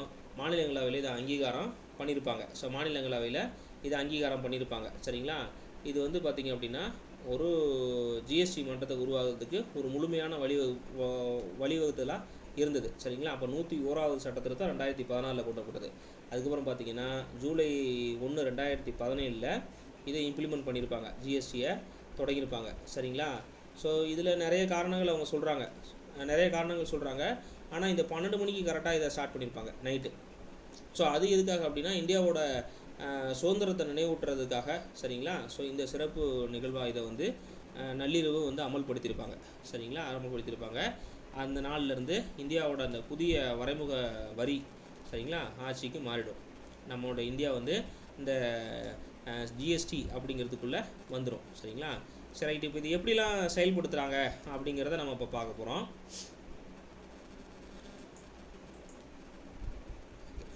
செக் பண்ணிக்கிறேன். ஸோ இதில் எப்படிலாம் நம்ம வந்து இது இம்ப்ளிமெண்ட் பண்ணுறோம் அப்படிங்கிறத நம்ம பார்க்க போகிறோம். ஸோ ஜிஎஸ்டியை பொறுத்த வரைக்கும் 2 விஷயம். சரிங்களா? 2 விஷயம் தான். என்ன அப்படின்னா சிஜிஎஸ்டி, அதாவது மத்திய ஜிஎஸ்டி அப்படின்னு சொல்கிறாங்க. இன்னொன்று வந்து மாநில ஜிஎஸ்டின்னு சொல்கிறாங்க. இன்னொன்று இன்டகிரேட்டட் ஜிஎஸ்டி அப்படின்னு சொல்கிறாங்க. சரிங்களா? இப்போ மத்திய ஜிஎஸ்டி அப்படின்னா அதாவது வந்து சிஜிஎஸ்டி அப்படின்னு சொல்கிறாங்க. அப்படின்னா ஒரு மாநிலத்துக்குள்ளே பொருட்கள் மற்றும் சேவைகளோட விநியோகத்தின் மீது மத்திய அரசால் விதிக்கப்படுறது தான் என்ன சொல்கிறாங்கன்னா இந்த மத்திய ஜிஎஸ்டி, சென்ட்ரல் ஜிஎஸ்டி அப்படின்னு சொல்கிறான். சரிங்களா? ஸ்டேட் ஜிஎஸ்டியை பொறுத்த மட்டும் அதே உள் மாநிலத்தில் விநியோகத்திற்கு மாநில அரசால் விதிக்கப்படுவது. சரிங்களா? இப்போ நம்ம ஒரு சோப்பு வாங்க போகிறோம் அப்படின்னா அந்த சோப்பில் 6 ரூபா டேக்ஸ்னால் நீங்கள் நல்லா பார்த்தீங்கன்னா தெரியும். நீங்கள் பெரிய பெரிய மாலில் சாப்பிட்ற இடத்துலலாம் போய் பார்த்தீங்கன்னா தெரியும். ஹோட்டல்ஸ்லலாம் போய் பார்த்தீங்கன்னா தெரியும். எஸ்ஜிஎஸ்டின்னு போடுவான், அப்புறம் சிஜிஎஸ்டின்னு போடுவான். சரிங்களா? இப்போ இது ஒரு உதாரணத்துக்கு இது வந்து ஒரு 12% போடுறான்னு வச்சுங்களேன். இது ஒரு 12% போடுறான்னு வச்சுங்களேன். இது ரெண்டும் சேர்த்து 24%. அப்போ நீங்கள் அந்த பொருளை வாங்கும்போது சரிங்களா அந்த பொருளை நீங்கள் இப்போ வந்து 8%ங்கிற டேக்ஸ்லாம் எடுத்துட்டாங்க. சரிங்களா? அதனால் நம்ம அதை சொல்ல முடியல. இருக்கிற டேக்ஸை சொல்லியிருக்கோம். ஒரு பொருள் வாங்குகிறோம் அப்படின்னா ஒரு பொருளை 100 ரூபாய்க்கு வாங்குறீங்க அப்படின்னா 100 ரூபாய்க்கு வாங்குறீங்க. அவன் வந்து ஒரு மாலில் வந்து 100 ரூபாய்க்கு உங்களை சேல்ஸ் பண்ணுறான் அப்படின்னா 24% அதில் டேக்ஸ் இருக்குன்னு வச்சுக்கலாம் உதாரணத்துக்கு. அந்த 24% போக மீதி தான் அந்த பொருளோட அடக்க விலை. சரிங்களா? இதில் வந்து ஒரு 12% வந்து மாநிலத்துக்கு கொடுத்துடணும். இன்னொரு 12% வந்து மத்திய அரசாங்கம் எடுத்துக்கும். அந்த பொருளை நீங்கள் பயன்படுத்துறதுனால 12% நீங்கள் கொடுக்குறதுல 100 ரூபாயில் 12%. 100 ரூபாயில் 12% எவ்வளோ வரும்? 100 ரூபாயில் 12% எவ்வளோ வரும்? 12 ரூபா வரும். 12 ரூபா. 100 ரூபாய்க்கு வாங்குற பொருளில் 12 ரூபா உதாரணத்துக்கு சொல்கிறேன். 12 ரூபா வந்து மாநிலத்தோட நிதிக்கும், இன்னொரு 12 ரூபா வந்து மத்திய அரசாங்கத்திற்கு வந்து வரியாகவும் நம்ம செலுத்துகிறோம். சரிங்களா? அந்த 12%ங்கிறது என்னென்ன பொருள் நான் சொல்கிறேன் இப்போ. சரிங்களா? இதே மாதிரி பார்த்தீங்கன்னா இந்த எஸ்ஜிசிஎஸ்டி சிஜிஎஸ்டி சொல்லிட்டான். இந்த ஐஜிசிஎஸ்டிங்கிறது ஒருங்கிணைந்த ஜிஎஸ்டி. அதாவது என்ன அப்படின்னா அனைத்து மாநிலங்களுக்கு இடையிலான சரிங்களா விநியோகங்களுக்கு மற்றும் இறக்குமதிகள் மீது மத்திய அரசால் விதிக்கப்படக்கூடிய ஒரு வரி. சரிங்களா? இந்த வரி வந்து வசூலிக்கப்பட்ட அதாவது வந்து ஒரு ஸ்டேட்டுக்கு இன்னொரு ஸ்டேட்டுக்கு இடையில வர்த்தகம் நடக்குது. இப்போ நீங்கள் என்ன பண்ணுறீங்க? இப்போ நான் என்ன பண்ணுறேன், இந்த இடத்துல ஒரு தமிழ்நாட்டுக்குள்ளே நான் இருக்கேன். சரிங்களா? தமிழ்நாட்டில் இருக்கிற ஒரு பெரிய ஹோட்டலுக்கு ஒரு உதாரணத்துக்கு ஒரு சரணபவன் மாதிரி ஒரு பெரிய ஹோட்டல், ஒரு சங்கீதாஸ் மாதிரி ஒரு பெரிய ஹோட்டலுக்கு நான் போகிறேன்னு வச்சுக்கலாம். அங்கே போய் சாப்பிட்றேன்னு வச்சுக்கலாம். ஒரு தோசையோட விலை சொல்கிறான். ஒரு தோசையோட விலை உதாரணத்துக்கு 120 ரூபா சொல்கிறான்னு வச்சுக்கலாம். 120 ரூபா சொல்கிறான்னு வச்சுக்கலாம். ஒரு தோசையோட விலை 120 ரூபாய்க்கு சொல்கிறான். இந்த 120 ரூபாயில் பார்த்தீங்க அப்படின்னா நீங்கள் தமிழ்நாட்டுக்கும் வரி பே பண்ணுறீங்க. மீன் டைமில் இந்தியன் பார்லிமெண்ட் அதாவது இந்தியாவுக்கும் நம்ம வந்து வரி பே பண்ணுறோம். அதாவது சென்ட்ரல் கவர்மெண்ட்டுக்கும் பே பண்ணுறோம், ஸ்டேட் கவர்மெண்ட்டுக்கும் நம்ம பே பண்ணுறோம். சரிங்களா? அந்த 120 ரூபா ஒரு தோசை நம்ம சாப்பிட்ற தோசையில் இவ்வளோ வந்து வரி பே பண்ணுறோம் ரெண்டுக்குமே. இதை தான் என்ன சொல்கிறான் அப்படின்னா சென்ட்ரல் ஸ்டேட்டுன்னு சொல்கிறான், இதை தமிழ்நாடுன்னு சொல்கிறான். சரிங்களா? இப்போ நான் என்ன பண்ணுறேன் அப்படின்னா ஒரு உதாரணத்துக்கு சொல்கிறேன். இப்போ நான் கோயம்புத்தூரில் ஒரு மோட்டரை தயார் பண்ணுறேன். சுகுணா மோட்டார்ஸ்னு ஒன்று இருக்குது. சரிங்களா? இந்த சுகுணா மோட்டார்ஸ் வந்து கோயம்புத்தூரில் வந்து ஒரு இல்லை லக்ஷ்மி மோட்டார்ஸு இல்லை சுகுணா மோட்டார்ஸு ஏதோ ஒன்று வச்சுக்கலாம். இதை நான் என்ன பண்ணுறேன் அப்படின்னா கோயம்புத்தூர்லேருந்து, ஓகேங்களா, கோயம்புத்தூர்லேருந்து பார்த்தீங்கன்னா ஆந்திராவுக்கு வந்து அனுப்புகிறேன். சரிங்களா? ஆந்திராவுக்கு இங்கேருந்து அனுப்புகிறேன். ஓகேங்களா?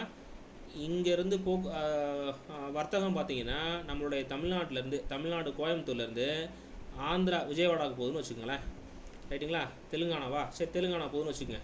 இல்லை அமராவதி, ஆந்திரானா அமராவதினு வச்சுக்கோங்க, அங்கே போகுதுன்னு வச்சுங்களேன். இப்போ ரெண்டு மாநிலங்களுக்கு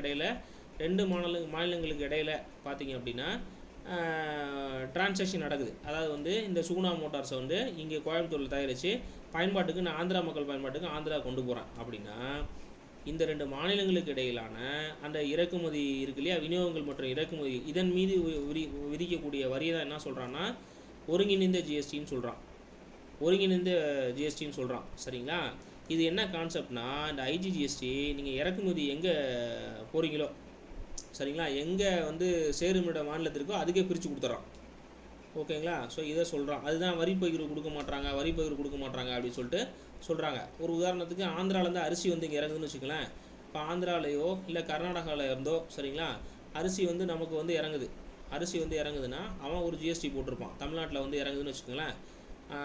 தமிழ்நாட்டில் வந்து இறங்குது அப்படின்னா ஒரு குறிப்பிட்ட அளவிலான ஜிஎஸ்டி இதில் போட்டிருப்பான். ஸோ ஐஜிஜிஎஸ்டின்னு போட்டிருப்பான். இதை உடனே வந்து சென்ட்ரல் கவர்மெண்ட் எடுத்துக்கக்கூடாது. இந்த மாதிரி மாநிலங்களுக்கு இடையே நடக்கக்கூடிய அந்த வர்த்தகங்களில் வந்து ஏற்றுமதி இறக்குமதி வர்த்தகங்களில் விதிக்கக்கூடிய விதிகளை வந்து உடனடியாக வந்து மாநிலத்திற்கு பிரித்து கொடுக்கணும்.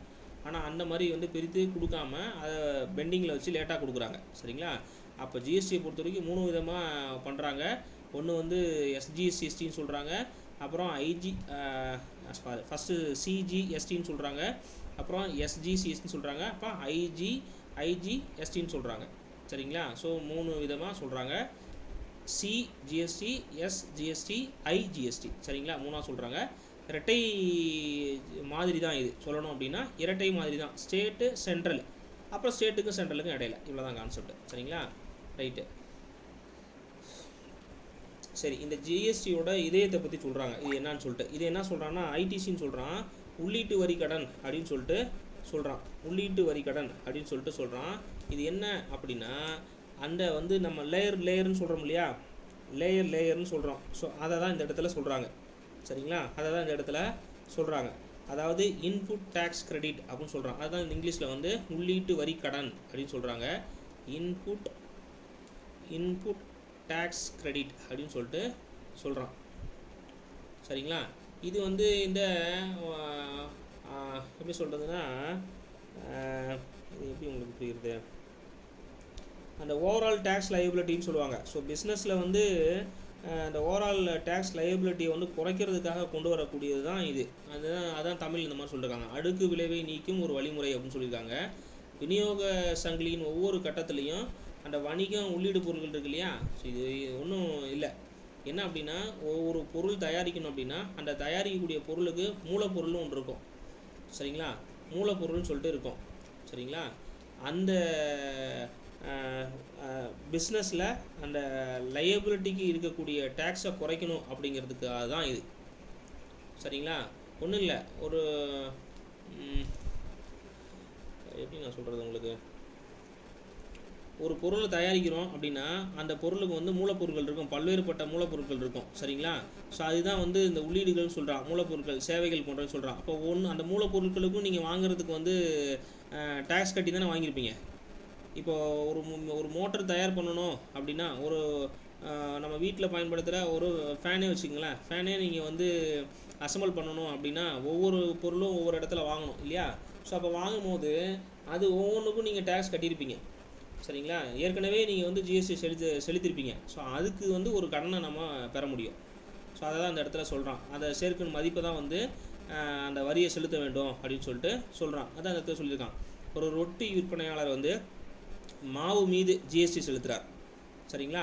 ரொட்டியை விற்கும்போது அவர் மாவு மீது ஏற்கனவே செலுத்திய ஜிஎஸ்டியை கழித்து கொண்டு தனது லாப வரம்பில் மட்டுமே வரியை செலுத்த முடியும். ஸோ இதை தான் சொல்கிறான், இதை தான் வந்து உள்ளீட்டு வரி கடன் அப்படின்னு சொல்கிறான். அதான் நான் அந்த இடத்துல சொல்லிட்டு இருக்கேன் இப்போ.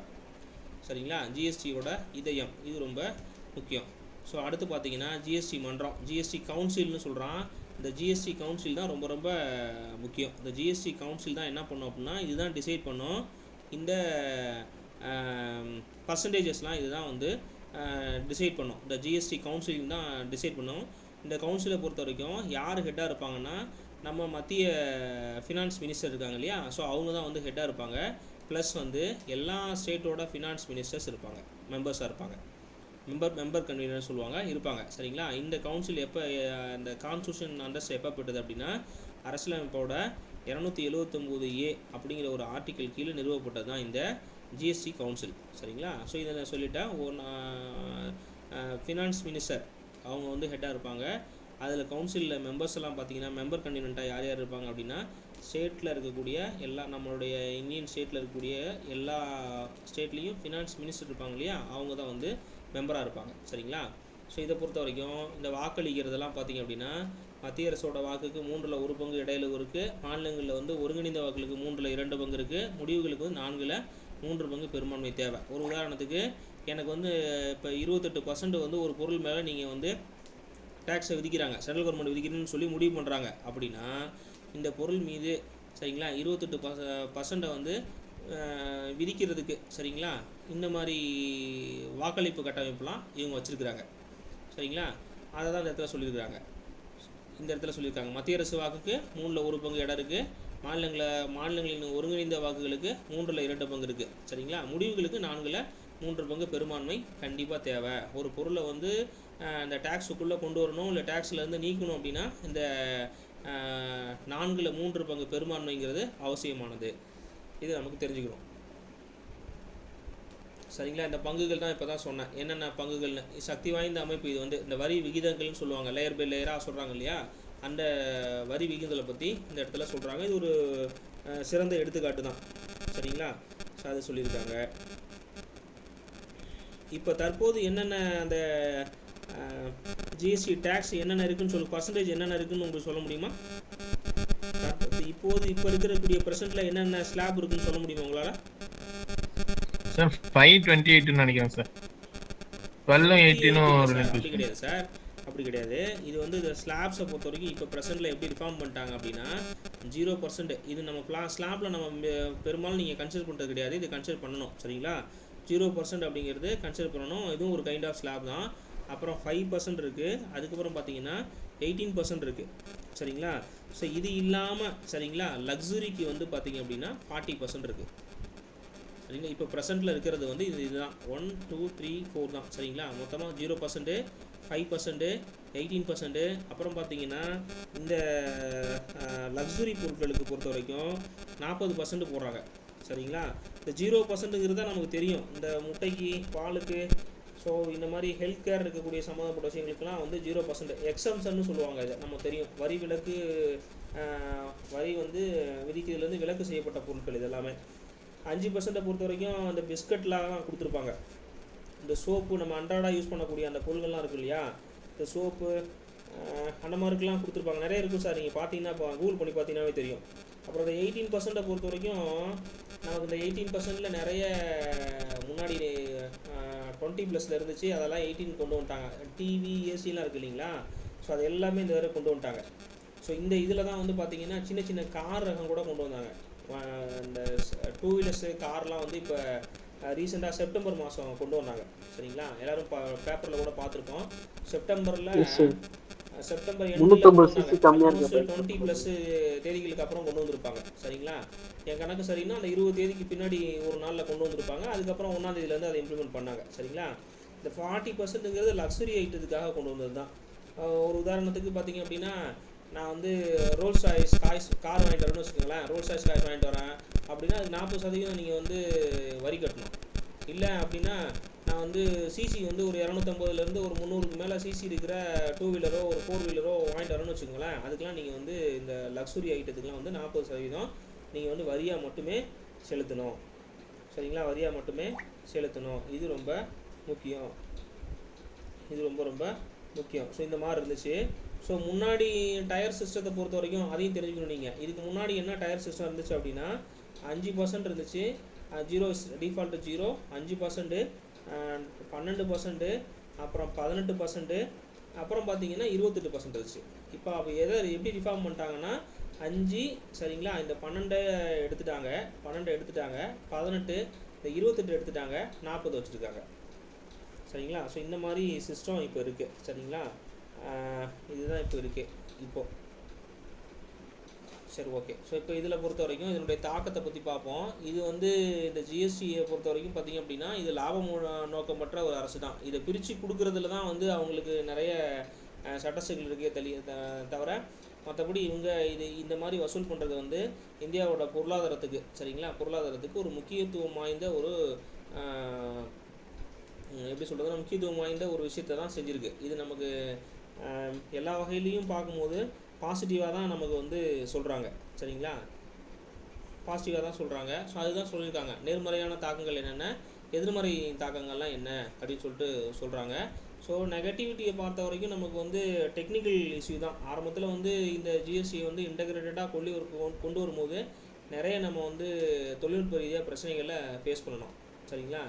ஏன் அப்படின்னா இப்போ நான் டேக்ஸை பே பண்ணுறேன்னு வச்சுக்கோங்களேன், அதை வந்து அந்த எப்படி சொல்கிறதுனா குறிப்பிட்ட காலங்களுக்குள்ளார வந்து நம்ம சரியாக வந்து இந்தியா ஃபுல்லாக இருக்கக்கூடிய அந்த டைரக்ட் டேக்ஸை வந்து டைரக்ட் இன்டைரக்ட் டேக்ஸை வந்து நம்மளால் வந்து கரெக்டாக ஒருங்கிணைக்க முடியல. அது ஆரம்பத்தில் ஒரு சிக்கலான ஒரு பிரச்சனையாக இருந்துச்சு சரிங்களா, ஒரு பெரிய பிரச்சனையாக இருந்துச்சு. அப்புறம் கொஞ்சம் கொஞ்சமாக அவங்க வந்து கொண்டு வந்துட்டாங்க. ஸோ அது வந்து ஆரம்பத்தில் நமக்கு ஒரு பிரச்சனையாக இருந்துச்சு. அப்புறம் பார்த்திங்கன்னா இந்த ஜிஎஸ்டியே வந்து எளிமையாக இருக்கிறதுக்காக தான் கொண்டு வந்தாங்க. ஆனால் என்ன பண்ணிட்டான்னா ஆரம்ப காலகட்டங்களில் அவன் என்ன மாதிரி செஞ்சுட்டான் அப்படின்னா இந்த ஸ்டேஜ் இருக்குது இல்லைங்களா, அப்போ 0%, 5% சொல்கிறோம் இல்லைங்களா, இந்த மாதிரி வரி விகிதங்கள் வந்து அடிக்கடி வந்து மாற்றிக்கிட்டே இருக்கிறாங்க. இப்போது இந்த சிஸ்டத்தை வந்து ஆரம்பத்தில் ஒரு மாதிரியும், ஸோ அதுக்கப்புறமும் வந்து இப்போ தான் சொன்னேன் இல்லைங்களா, நீங்கள் 5%, 12% வந்து இப்போ 5%, 18%, 40% கொண்டு வந்துட்டாங்கன்னு சொன்னேன் இல்லையா. இந்த மாதிரி இவங்க வந்து ஸ்டேஜ் பை ஸ்டேஜாக மாற்றிக்கிட்டே இருக்கிறாங்க. ஸோ அப்போ இது வந்து ஒரு சுமை தான் நமக்கு. இப்போ நமக்கு என்ன இருக்குது என்ன இல்லைன்னே நமக்கு தெரியாது இல்லையா. ஸோ அந்த மாதிரி இருக்கிறதுனால ஒரு யூனிஃபைடு மார்க்கெட்டை நம்ம ஐடென்டிஃபை பண்ணுறதுக்கு முடியாத ஒரு சுச்சுவேஷனில் இருக்குது அப்படின்னு சொல்லிட்டு இந்த நெகட்டிவாக சொல்கிறாங்க. ஸோ இருந்த போதிலும் கூட நம்மளுடைய நலன் கருதி, மக்களோட நலன் கருதி வரி விதிப்பு முறைகளை மாற்றம் செய்கிறது சரிதான் அப்படின்னு சொல்லிட்டு நம்ம இதை வந்து பாசிட்டிவிட்டியில் சொல்கிறோம், ஒரு சாதனைகளாக இதை வந்து சொல்கிறோம் சரிங்களா. அப்புறம் பார்த்திங்க அப்படின்னா இந்த மாதிரி வசூல் பண்ணால் தான் நம்ம மக்கள் வந்து வரியே கட்டுறான். இதுதான் ரொம்ப ரொம்ப முக்கியமான ஒரு கான்செப்ட். நம்மளுடைய பொருளாதாரம் இன்றைக்கி வந்து ரஃபேல வாங்குகிறோம், நமக்கு வந்து இன்றைக்கி வந்து பாதுகாப்புக்கு வந்து இவ்வளோ தூரம் வந்து நம்ம எப்படி சொல்கிறதுனா பெரிய லெவலில் மிகப்பெரிய அளவில் வந்து நம்ம எப்படி சொல்கிறது மிகப்பெரிய வந்து ஒரு அந்தஸ்தில் இருக்கிறோம் அப்படின்னா அதுக்கு வந்து முக்கியமான ஒரு காரணம் என்ன காரணம்னா இந்த ஜிஎஸ்டி வரி விதிப்பு தான். மக்களோட வரி பணம் வந்து இந்த மாதிரி நம்ம இன்டைரக்டாக வசூல் பண்ணுறதுனால தான் நிறைய இன்வெஸ்ட்மெண்ட் பண்ண முடியுது. ஈவென்டோ நான் சொல்கிற பாதுகாப்பு ரீதியாக மட்டும் சொல்கிறேன், அது மட்டும் இல்லாமல் எல்லா துறைகள்லையும் விண்வெளி துறைகள்லையும் நம்ம சாதிக்கிறதுக்கு பணம் ரொம்ப ரொம்ப நமக்கு முக்கியம் சரிங்களா. பணம் ரொம்ப ரொம்ப முக்கியம். நம்மளும் வந்து அதிகமாக கடன் வாங்கக்கூடிய நாடாக இருந்தாலுமே கூட பொருளாதாரத்தில் அடுத்த லெவலுக்கு போகிறதுக்கு இந்த ஜிஎஸ்டி வந்து ஒரு முக்கியத்துவம் வாய்ந்த ஒரு அளவீடுகளாக பார்க்குறாங்க சரிங்களா, பார்க்குறாங்க. ஸோ ஒரு சில நேரங்களில் நமக்கு பிரச்சனை இருக்கும். என்ன பிரச்சனை இருக்கும் அப்படின்னா ரூலிங் பார்ட்டிஸ் வந்து சரிங்களா, ரூலிங் பார்ட்டிஸ் வந்து ஸ்டேட்டில் ஒருத்தருக்காங்க, சென்ட்ரலில் ஒருத்தருக்காங்க அப்படின்னா இவங்க வந்து ஜிஎஸ்டியை பகிர்ந்து கொடுக்க மாட்டேன்றாங்க, அவங்க ரூலிங் பார்ட்டிக்கு தான் கொடுக்குறாங்கன்னு சொல்லிட்டு ஒரு விதமான தாக்கங்கள் இருக்குது. அது அப்படி கிடையாது, அது வந்து அப்படி கிடையாது சரிங்களா. ஜிஎஸ்டியை பொறுத்த மட்டும் ஜிஎஸ்டியில் வந்து என்ன அவங்க வசூல் பண்ணுறாங்களோ சரிங்களா, அதை வந்து ஒரு குறிப்பிட்ட பீரியடில் அவங்க கொடுத்தே தீருவாங்க சரிங்களா, கொடுத்தே தீருவாங்க. நமக்கான கணக்கு இப்போ தமிழ்நாடு இருக்குது அப்படின்னா தமிழ்நாடுக்கு வந்து இப்போ 2000 கோடி வந்து இந்த ஃபினான்ஷியலில் கொடுக்கணுன்னா அது அலாட் பண்ணுற ஸ்டேஜ் தான் வந்து தள்ளி போகுமே தவிர, ஸ்டேஜ் அப்படின்னா இப்போ வந்து மற்ற ஸ்டேட்டுக்கு வந்து எப்படி சொல்கிறது, மற்ற ஸ்டேட்டுக்கு வந்து இப்போ வந்து அவங்க ஏப்ரலில் கொடுக்க மாட்டாங்க, ஜூனில் கொடுக்குறாங்கன்னா நமக்கு வந்து அடுத்த குவார்ட்டரில் ஏப்ரல் மே ஜூன் கொடுக்குறாங்கன்னா ஜூலை ஆகஸ்ட் செப்டம்பரில் அப்படி தான் ரிலீஸ் பண்ணுவாங்களே தவிர கொடுக்காம கண்டிப்பாக இருக்க மாட்டாங்க சரிங்களா. அதை வந்து இந்த இடத்துல சொல்கிறாங்க. அப்போ நம்ம ஸ்டேட் என்ன சொல்கிறாங்கன்னா அப்போ 3 மாதத்துக்கான வட்டியை வந்து நாங்கள் எங்களுடைய வரி பணத்தில் இருந்தானே கட்டுறோம் அப்படின்னு சொல்லிட்டு சொல்கிறாங்க. ஸோ இதனால தான் வந்து பார்த்திங்கன்னா ஸ்டேட் சென்டரோட அந்த ரிலேஷன்ஷிப்பை மெயின்டைன் பண்ணுறது கொஞ்சம் நடைமுறை சிக்கல் வருது. ஸோ இதை வந்து நம்ம ஒரு குறையாக வந்து சொல்கிறோம். ஸோ பெனிஃபிட்ஸை பொறுத்த வரைக்கும் நமக்கு ரொம்ப ரொம்ப முக்கியம் வந்து பார்த்திங்க அப்படின்னா, உங்களுக்கு ஒரு உதாரணத்துக்கு சொல்லணும் அப்படின்னா, நம்ம தான் டேக்ஸ் பேயர்னு வச்சுக்கோங்களேன். ஒரு உதாரணத்துக்கு டேக்ஸ் பேயர்னு வச்சுக்கலாம். ரெஜிஸ்ட்ரேஷன் ஆகட்டும், ரிட்டர்ன்ஸ் ஆகட்டும், பேமெண்ட்ஸ் ஆகட்டும், இது எல்லாமே பார்த்திங்கன்னா ஆன்லைனில் கொண்டு வந்துட்டான். சரிங்களா? ஆன்லைனில் கொண்டு வந்துட்டான். Easy and transparent. இது எல்லாமே பார்த்திங்க அப்படின்னா இதனால தான் ஜிஎஸ்டியால் தான் சாத்தியமானுச்சு. முன்னாடி இருந்த அந்த சிக்கல்களான அந்த டைரக்ட் இன்டைரக்டில் இருக்கக்கூடிய அந்த சிக்கல்கள் எல்லாத்தையும் தவிர்க்கிறதுக்கு வந்து இந்த இன்டைரக்ட் டேக்ஸ் கொண்டு வந்ததுக்கப்புறம் முழுக்க பார்த்திங்க அப்படின்னா இந்த சிஸ்டத்தை வந்து ஈஸியாகவும் டிரான்ஸ்பரண்டாகவும் கொண்டு வந்ததுக்கு காரணம் அந்த டேக்ஸ் நம்ம கொண்டு வந்ததுக்கு நம்ம அணுகிறதுக்கு காரணம் இந்த ஜிஎஸ்டியை வந்து சொல்லலாம். சரிங்களா? அதை வந்து இந்த இடத்துல நம்ம சொல்லலாம். ஸோ வேறு என்ன இதில் சொல்லலாம்னா, நம்ம கவுன்சிலை பற்றி நான் சொல்லிட்டேன். ஜிஎஸ்டி கவுன்சிலை பற்றி அது ஒன்றும் இல்லை.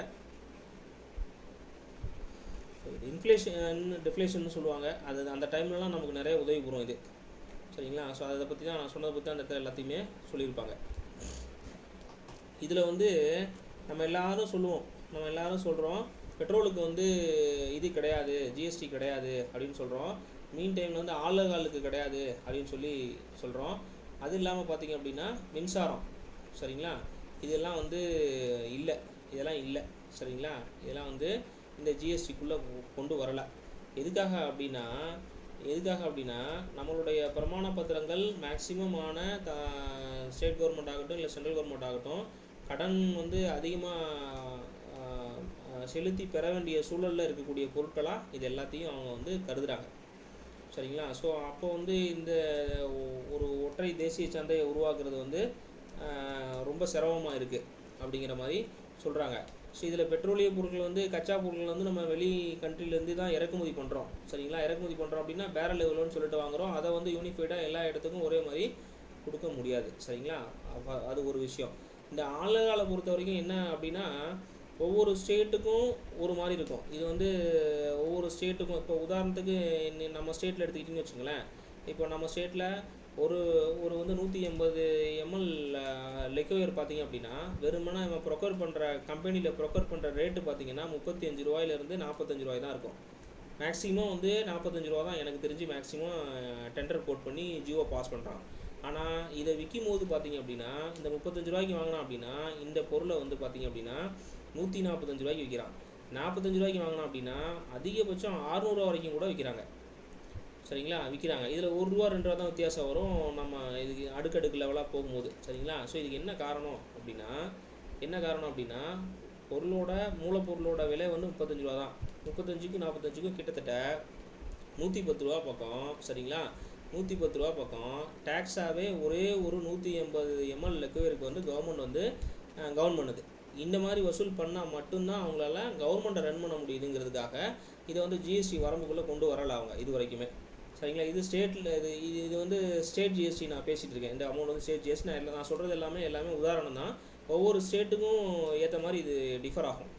சரிங்களா? இது உதாரணம். இது எதுக்காக சொல்கிறேன் அப்படின்னா 200% 300% வந்து அவங்க அதன் மீது வந்து வரி திணிக்கிறதுனால தான் இங்கே பொருளாதாரத்தை வந்து அவங்களால சமன்படுத்த முடியுதுன்னு சொல்லிட்டு சொல்ல வராங்க. ஸோ அந்த ஒரு சில முக்கியமான இன்டென்ஷன்னால் அதை வந்து ஜிஎஸ்டி வரம்புக்குள்ளே அவங்க கொண்டு வரலை. சரிங்களா? 3வது மின்சாரம்.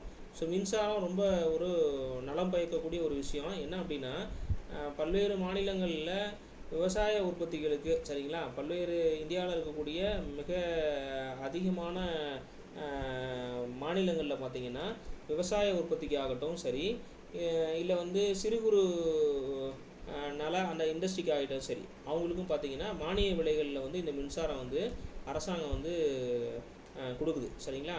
ஒரு உதாரணத்துக்கு பார்த்திங்க அப்படின்னா நம்மளுடைய ஸ்டேட் எடுத்துக்கங்க. நம்ம ஸ்டேட்டில் சப்ளைக்கு ஏதாவது காசு வாங்குறாங்களா? அக்ரிகல்ச்சர் பர்பஸுக்கு கொடுக்குற சப்ளைக்கு காசு வாங்குறாங்களா சார்? இல்லை சார், இது வரைக்கும் இல்லை. சரிங்களா? ஸோ இல்லைன்னு நம்ம சொல்கிறோம் அப்படின்னா நம்ம ஃபினான்ஸ் டிபார்ட்மெண்ட் இருக்கு இல்லையா, அந்த ஃபினான்ஸ் டிபார்ட்மெண்ட் வந்து எனர்ஜி டிபார்ட்மெண்ட்டுக்கு, சரிங்களா, அதாவது நம்ம நிதி துறை வந்து மின்சாரத்துறைக்கு வந்து இந்த காசை கொடுக்கணும். சரிங்களா? இது வந்து அது மானியம் சார்ந்த விஷயம், கவர்மெண்ட்டோட பாலிசி சார்ந்த விஷயம் இந்த மின்சாரங்கிறது. ரைட்டுங்களா? இப்போ எப்படி மகளிர் உரிமை தொகை இருக்கு இல்லையா, சாரி மகளிர் இதில் பஸ்ஸுக்கு வந்து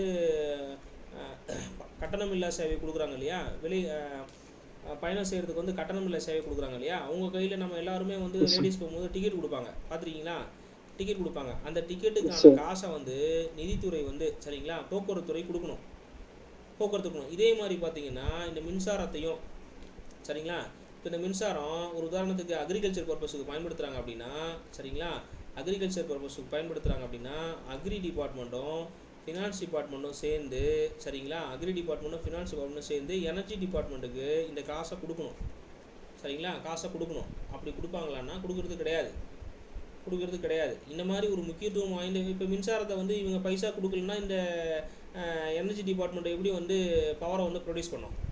இப்போ ஒரு உதாரணத்துக்கு இந்த பவர் வந்து கன்வென்ஷனல் நான் கன்வென்ஷனல் எனர்ஜி, அதாவது மரபு சாராத பொருளாக இருக்குன்னு வச்சுக்கோங்களேன். இப்போ வந்து இப்போ நிலக்கரி மூலியமாக நான் சப்ளை ரெடி பண்ணுறேன், ஒரு எண்ணூர் பவர் பிளான்ட் இருக்குது, இல்லை மேட்டூர் பவர் பிளான்ட் இருக்குது, இல்லை தூத்துக்குடி பவர் பிளான்ட் இருக்குது, இந்த மாதிரி பவர் பிளான்ட் இருக்குதுன்னு வச்சுக்கோங்களேன். இது எல்லாமே ஸ்டேட் ஓன்டு பவர் பிளான்ட்ஸு சரிங்களா. இந்த மாதிரி அனல் மின் நிலையங்களில் வந்து நிலக்கரி நாம் எங்கே வாங்குறோம்னா நிலக்கரி வந்து வெளி மாநிலங்கள்லேருந்து தான் வாங்குகிறோம். ஸோ அப்போ வெளி மாநிலங்கள்லேருந்து காசு கொடுத்து தான் வாங்குகிறோம் சரிங்களா. காசு கொடுத்து வாங்கி அந்த மின்சாரத்தை வந்து விலை இல்லாமல் கவர்மெண்ட் பாலிசிக்காக கொடுக்குறோம்.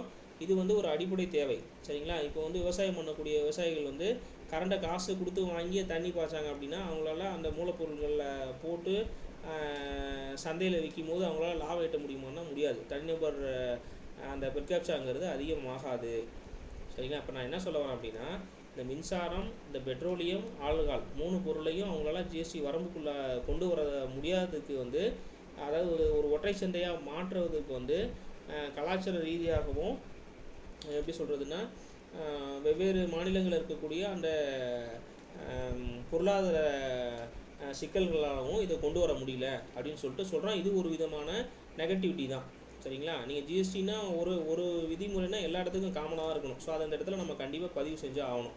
ஸோ இதுதான் அந்த ஒற்றை சந்தைங்கிறத தடுக்குதுன்னு சொல்லிட்டு சொல்கிறாங்க சரிங்களா.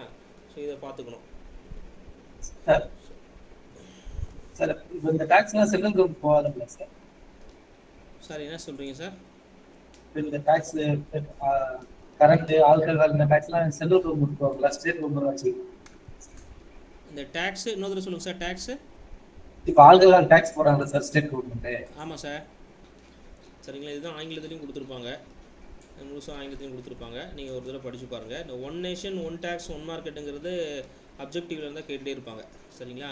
இந்த tax and tax, multiple district tax இது எல்லாமே பார்த்தோம். இது எல்லாமே வந்து நம்ம தமிழில் பார்த்தா இங்கிலீஷில் கொடுத்துருக்காங்க. ஸோ இதை வந்து நான் ஷேர் பண்ணுறேன். இதுதான் சொல்லியிருப்பாங்க. இந்த ஜிஎஸ்டி கவுன்சிலுங்கிறது ரொம்ப முக்கியம் ஓகேங்களா. ஜிஎஸ்டி கவுன்சில் ரொம்ப ரொம்ப முக்கியம். ஸோ நம்ம நோட்ஸில் இல்லாத விஷயங்கள் எல்லாமே இருக்கும். நோட்ஸில் நம்ம மெயின்ஸுக்கு தேவையான எல்லா விஷயமே நம்ம நோட்ஸில் கொடுத்துருக்கோம். வேறு என்ன இல்லாமல் இருக்குது?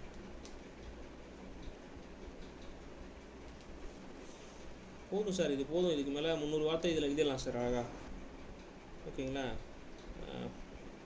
ஸோ சொல்லிட்டேன், அதுவும் நான் சொல்லிட்டேன். அமெண்ட்மெண்ட் வந்து 101ன்னு சொல்லிட்டேன். அமெண்ட்மெண்ட் 101 ஆஃப் 2016 அது சொல்லிட்டேன் சரிங்களா. மாடல்ஸை பொறுத்த வரைக்கும் தான் சொன்னேன். நம்ம சிஜிஎஸ்டி, எஸ்ஜிஎஸ்டி இந்த ஸ்ட்ரக்சர் ஆஃப் மாடல்ஸ் தான் சரிங்களா. வேறு என்ன அப்ஜெக்டிவும் சொல்லிட்டோம். இந்த கேஸ்கேடிங் டேக்ஸ் எஃபெக்ட் இருக்கு இல்லையா, ஸோ அதை குறைக்கிறதுக்காக தான் அந்த மல்டிபிள் டேக்ஸ் சிஸ்டத்தை வந்து ஒரு சிங்கிள் மார்க்கெட்டாக கொண்டு வரணுங்கிறதுக்காக கொண்டு வர மாட்டது தான் சரிங்களா. இது ரொம்ப முக்கியம்.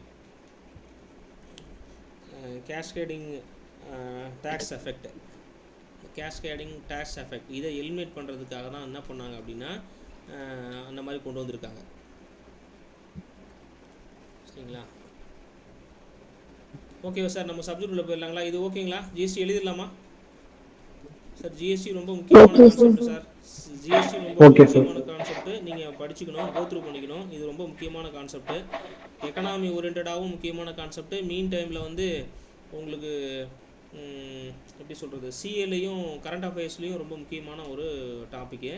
ஏன் அப்படின்னா நம்ம இந்த கால் ஃபார் டைமில் பார்த்தீங்கன்னா ஒரு பெரிய ரிஃபார்ம் பண்ணியிருக்கிறாங்க.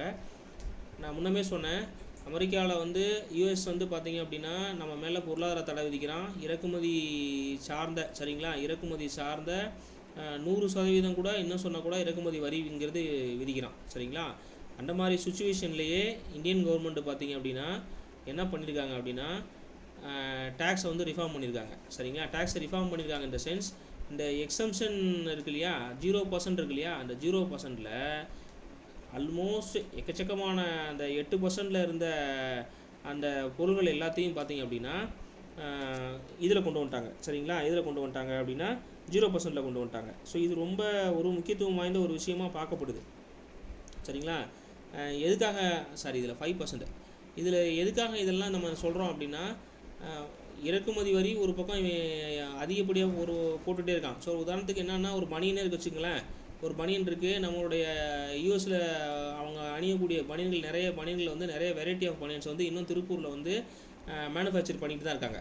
சரிங்களா, திருப்பூர் வந்து மேனுஃபேக்சர் பண்ணி இதை அங்கே கொண்டு போகும்போது இங்கே இந்த பொருளை வந்து ஒரு 100 ரூபாய்க்கு உற்பத்தி பண்ணுறான் அப்படின்னா அந்த பொருளை இறக்குமதி பண்ணுறதுக்கு அவன் 100% வந்து வரி விதிக்கிறாங்க.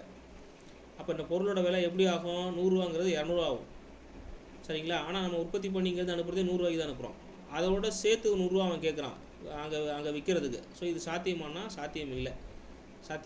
இருந்த போதிலும் கூட இந்த பொருளாதார சிக்கல்களை நம்ம சமாளிக்கக்கூடிய அதே வேலையிலையும் வந்து நம்ம வந்து அத்தியாவசிய இனங்களை வந்து வரி விலக்கு இல்லாமல் கொடுக்கறதுக்கு வந்து நம்ம முடிவு பண்ணி அதை இம்ப்ளிமெண்ட்டும் பண்ணிட்டோம். அக்டோபர்லேருந்து இம்ப்ளிமெண்ட்டும் பண்ணிட்டாங்க. சரிங்களா, லக்ஸுரி இஷ்யூஸை தவிர மற்ற எல்லாத்துக்கும் டேக்ஸை வந்து குறைச்சிட்டாங்க. இது ஒரு பெரிய ஒரு ரெவல்யூஷனாக இந்த மோடி கவர்மெண்ட் அவங்களுடைய கவர்மெண்ட்டில் பார்க்கப்படுது. சரிங்களா, நம்மளுடைய பிரைம் மினிஸ்டர் அவர்களுடைய கவர்மெண்ட்டில் பார்க்கப்படுது. ஸோ இது எல்லாமே எனக்கு தெரிஞ்சு ஒரு விதமான அச்சீவ்மெண்ட் தான். நம்ம இதெல்லாம் கண்டிப்பாக சொல்லணும். சரிங்களா, அதனால் இது வந்து ரொம்ப அட்மோஸ்ட் டாப்பிக்காக நம்ம இதை ப்ரியாரிட்டி கொடுக்கலாம். சரிங்களா, நம்ம தெரிஞ்சு வச்சுருக்கணும் இதை எக்கனாமிக்ஸ் ஓரியன்டாக. சரிங்க சார், இந்த சப்ஜெக்ட் உள்ள போயிடுவோம். ஸோ இந்த சப்ஜெக்ட் நம்ம சப்ஜெக்டை பொறுத்த மட்டும் இன்றைக்கி வந்து ஃபண்டமெண்டல் டியூட்டிஸு ஸோ அப்படிங்கிறது என்ன, அடிப்படை கடமைகள்லாம் என்ன அப்படிங்கிறத பார்த்துருவோம் இன்றைக்கி. சரிங்களா, ஃபண்டமெண்டல் டியூட்டிஸ்னால் என்ன நீங்கள் சொல்லுங்கள். இப்போ கான்ஸ்டியூஷனில் நம்மளுடைய அடிப்படை உரிமைகள் என்னென்ன, அடிப்படை கடமைகள் என்னென்ன, அடிப்படை கடமைகள் என்ன சொல்லுங்கள் பார்ப்போம். உங்களுக்கு தெரிஞ்ச அடிப்படை கடமைகள் என்ன சார்? ஓட்டிங் வந்து அடிப்படை கடமை சார். ஓட்டிங் அடிப்படை கடமைகளா? சரிங்கம்மா.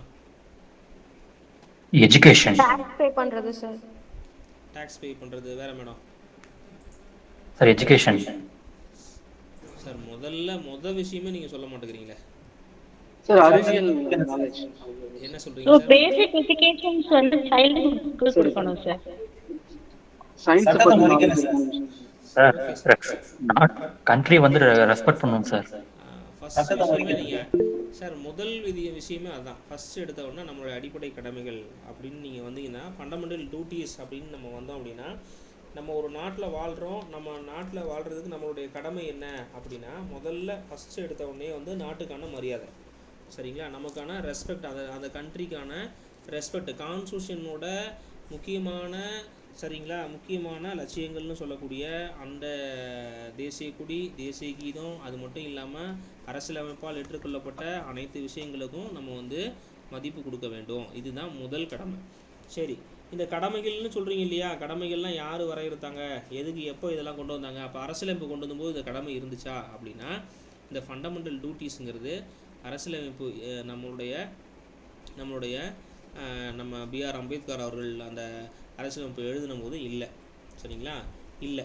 ஓகேங்களா, அவங்க வந்து இது இன்கார்பரேட் பண்ணவே கிடையாது. சரிங்களா, அவங்க என்ன பண்ணவே இல்லை அப்படின்னா நம்ம ஒரு சிட்டிசன் ஆஃப் இந்தியா இருக்கிறோம் அப்படின்னா அவங்க வந்து இந்த ஃபண்டமெண்டல் டியூட்டிஸை வந்து நெசசரியாக இன்கார்பரேட் பண்ணலை, கான்ஸ்டியூஷனில் பண்ணலை. சரிங்களா, பண்ணாமல் தான் அவர் பண்ணாமல் தான் போனார். அதுக்கப்புறம் பார்த்திங்க அப்படின்னா இந்த 1976 பார்த்திங்க அப்படின்னா 76 சொரன் சிங் அப்படின்னு சொல்லிட்டு ஒருத்தர், சரிங்களா, சர்தார் சொரன் சிங் அப்படின்னு சொல்லிட்டு ஒருத்தர், அவருடைய தலைமையில் ஒரு கமிட்டியை போட்டு இந்த ஃபண்டமெண்டல் டியூட்டிஸை ஆய்வு பண்ணுறதுக்காக சரிங்களா ஒரு கமிட்டி போட்டிருப்பாங்க. சரிங்களா, சர்தார் சொரன் சிங், சரிங்களா, சர்தார் சொரன் சிங் கமிட்டி அப்படின்னு சொல்லுவாங்க. இவர் தான் வந்து பார்த்திங்க அப்படின்னா அடிப்படை கடமைகளை பற்றி ஆராயதுக்காக கொண்டு வரப்பட்ட அந்த கமிட்டியோட தலைவர். சரிங்களா, தலைவர். சரி, இந்த கமிட்டியை வந்து இவர் என்ன பண்ணுவார்னா ரஷ்யா அந்த அவங்க போன மாதிரியே எல்லா கண்ட்ரிலையும் போய் ஆய்வு பண்ணுவாங்க. இவர் எங்கேருந்து இந்த அடிப்படை கடமைகளை கொண்டு வந்திருப்பார் அப்படின்னா ரஷ்யன் கண்ட்ரிலேருந்து இந்த அடிப்படை கடமைகளை எடுத்துகிட்டு வந்திருப்பார். அதுலேருந்து எடுத்துகிட்டு வந்து பார்த்திங்க அப்படின்னா நம்ம அப்போ இந்திரா காந்தி அம்மா இருப்பாங்க சரிங்களா. அப்போ வந்து பார்த்திங்க அப்படின்னா 42வது அமெண்ட்மெண்ட்டு சரிங்களா, குட்டி அரசியலமைப்பு திருத்த சட்டம் அப்படின்னு சொல்லக்கூடிய அந்த 42வது 42வது அமெண்ட்மெண்ட் அந்த திருத்த சட்டத்தின்படி 1976 சரிங்களா, 76 பார்த்திங்கன்னா நம்மளுடைய பகுதி 4A சேர்த்துருவாங்க. 4A ஆர்டிகல் 51 ஏக்கு கீழே சேர்த்துருவாங்க சரிங்களா. என்ன அப்படின்னா ஒரு சிட்டிசன் அப்படின்னா சரிங்களா, ஒரு சிட்டிசன் அப்படின்னா அவங்களுக்கு ஒரு ஸ்பெசிஃபைடு கோடு இருக்கணும் சரிங்களா. ஸ்பெசிஃபைடு கோடு இருக்கணும் அப்படின்னா நான் வந்து இப்போ ஜனகணமன பாடினா எந்திரிச்சு நிற்கணும் சரிங்களா, ஜனகணமன எந்திரிச்சு பார்க்கணும், ஃப்ளாக் ஆஃப் பண்ணால் நம்ம வந்து சல்யூட் பண்ணணும். இந்த மாதிரி நடைமுறைகள் எல்லாமே இது வந்து அடிப்படை கடமை சரிங்களா. ஒரு அரசு பஸ் இருக்குது அப்படின்னா அரசு பஸ்ஸு அது அரசாங்க சொத்து, அந்த அரசாங்க சொத்தை பாதுகாக்கக்கூடிய கடமை என்னுடையது, ஏன்னா அது என்னுடைய பணம் அப்படின்னு முதல்ல வரையறை பண்ணது வந்து இந்த அடிப்படை கடமைகளில் வரையறை பண்ணது யார் அப்படின்னா சர்தார் சுரன் சிங் கமிட்டியோட பரிந்துரையின் பேரில் 42வது அமெண்ட்மெண்ட்டில் 1976 வருடம் வந்து கொண்டு வந்து சேர்க்கப்பட்டது தான் இது. அரசியலமைப்போட எந்த இடத்துல சேர்த்தாங்க அப்படின்னா சரிங்களா, அரசியலமைப்போட எந்த இடத்துல சேர்த்தாங்க அப்படின்னா ஒரு புதிய பகுதியாக சரிங்களா இந்த அந்த 42 அமெண்ட்மெண்ட் அப்படி இருக்கு இல்லையா, இந்த அமெண்ட்மெண்ட் வந்து பார்த்திங்கன்னா என்ன பண்ணுச்சு அப்படின்னா ஆடட் அ நியூ பார்ட், ஒரு புது பகுதியை உருவாக்கியிருக்கோம் சரிங்களா. ஒரு புது பகுதியை உருவாக்கியிருக்கோம். அந்த பகுதிக்கு பேர் என்ன சொல்கிறான் அப்படின்னா பார்ட் 4ல் ஏன்னு சொல்கிறான் சரிங்களா, 4ல் ஏன்னு சொல்கிறான். இந்த கான்ஸ்டியூஷனில் 42 அமெண்ட்மெண்ட் இருக்கு இல்லையா, 42வது அமெண்ட்மெண்ட்டுங்கிறது ஆடட் அ நியூ பார்ட், அதனுடைய நேம் பார்த்திங்க அப்படின்னா which namely as part 4A into the constitution, அந்த அரசியலமைப்பில் இதை சேர்த்துட்டாங்க சரிங்களா. அதுக்கப்புறம் பார்த்திங்க அப்படின்னா இந்த part consist of article 51A சரிங்களா. ஆர்டிக்கல் 51A, இந்த ஆர்டிக்கல் 51A தான் ஃபஸ்ட்டு பார்த்தீங்கன்னா ஒரு ஸ்பெசிஃபிக் கோடு சரிங்களா. யார் கொடுத்துச்சு, சிட்டிசனுக்கு ஒரு இந்தியாவோட ஒரு குடிமகனுக்கு அடிப்படை கடமைகளை, ஒரு பொறுப்புள்ள குடிமகனாக இருக்கிறீங்க அப்படின்னா, சிட்டிசனாக இருக்கிறீங்க அப்படின்னா உங்களுக்குன்னு வந்து இந்த அடிப்படை கடமைகள்லாம் இருக்குது அப்படின்னு சொல்லிட்டு கொண்டு வந்தது அதுதான் சரிங்களா. அதுதான் அதுக்கப்புறம் 2002 ஒரு கடமை கொண்டு வந்திருப்பாங்க. அது என்னென்னு இப்போ நம்ம பார்ப்போம். இதுதான் சொல்கிறோம். மொத்தம் 11 கடமைகள் இருக்குது இந்த இடத்துல சரிங்களா. மொத்தம் 11 கடமைகள் கொடுத்துருக்குறாங்க சரிங்களா. இந்த 11 கடமைகளை பொறுத்த மட்டும் பார்த்தீங்க அப்படின்னா இதான் சொல்லியிருப்பாங்க. ஃபஸ்ட் எடுத்தவொன்னா நம்ம தேசிய கொடி, தேசிய கீதம் எல்லாத்தையும் வந்து நம்ம மதிக்கணும். அப்புறம் சுதந்திர போராட்டத்துக்கான லட்சியங்களை போட்டுறணும். இந்தியாவோட இறையாண்மை, ஒற்றுமை மற்றும் ஒருமைப்பாடு மாவட்டம் வந்து நிலைநிறுத்தணும் சரிங்களா. ஸோ அதுக்கப்புறம் பார்த்திங்க அப்படின்னா நாட்டை பாதுகாக்கணும். தேவைன்னா தேசிய சேவையிலையும் நம்ம பங்கேற்கணும், இது ரொம்ப முக்கியம். தேசிய சேவையிலையும் பங்கேற்கணும். அப்புறம் மத நல்லிணக்கம், சகோதரத்துவம் இதெல்லாம் வந்து ஊக்குவிக்கணும். அப்புறம் நாட்டோட கலாச்சார பாரம்பரியத்தை வந்து பாதுகாக்கணும், இது ரொம்ப முக்கியம்.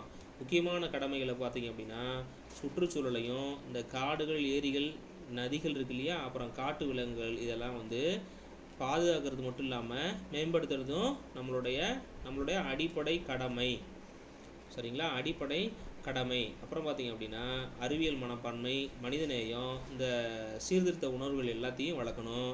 இன்னொன்று பார்த்திங்கன்னா பொது சொத்துக்களை பாதுகாக்கணும். பொது சொத்துக்களை பாதுகாத்து வன்முறையை விளக்கணும் அப்படிங்கிறது நம்மளுடைய அடிப்படை கடமை சரிங்களா. அப்புறம் எல்லா துறைகள்லையும் சிறந்து விளங்குறதுக்கு உழைக்கணும். அதெல்லாம் ஈஸ்வலாக இருக்கிறது தான் சரிங்களா. இந்த சுரன் சிங் கொண்டு வந்தபோது 10 தான் இருக்கும் சரிங்களா. அப்புறம் 11வது பார்த்திங்கன்னா 86வது திருத்தம் 2002 பார்த்திங்க அப்படின்னா 6லேருந்து இந்த 11 வயசு இருக்கிறாங்க இல்லையா, 11 வயசு இருக்க குழந்தைகளுக்கு வந்து இப்போ 14 வயசு மன்னிக்கணும், 6லேருந்து 14 வயசு சரிங்களா.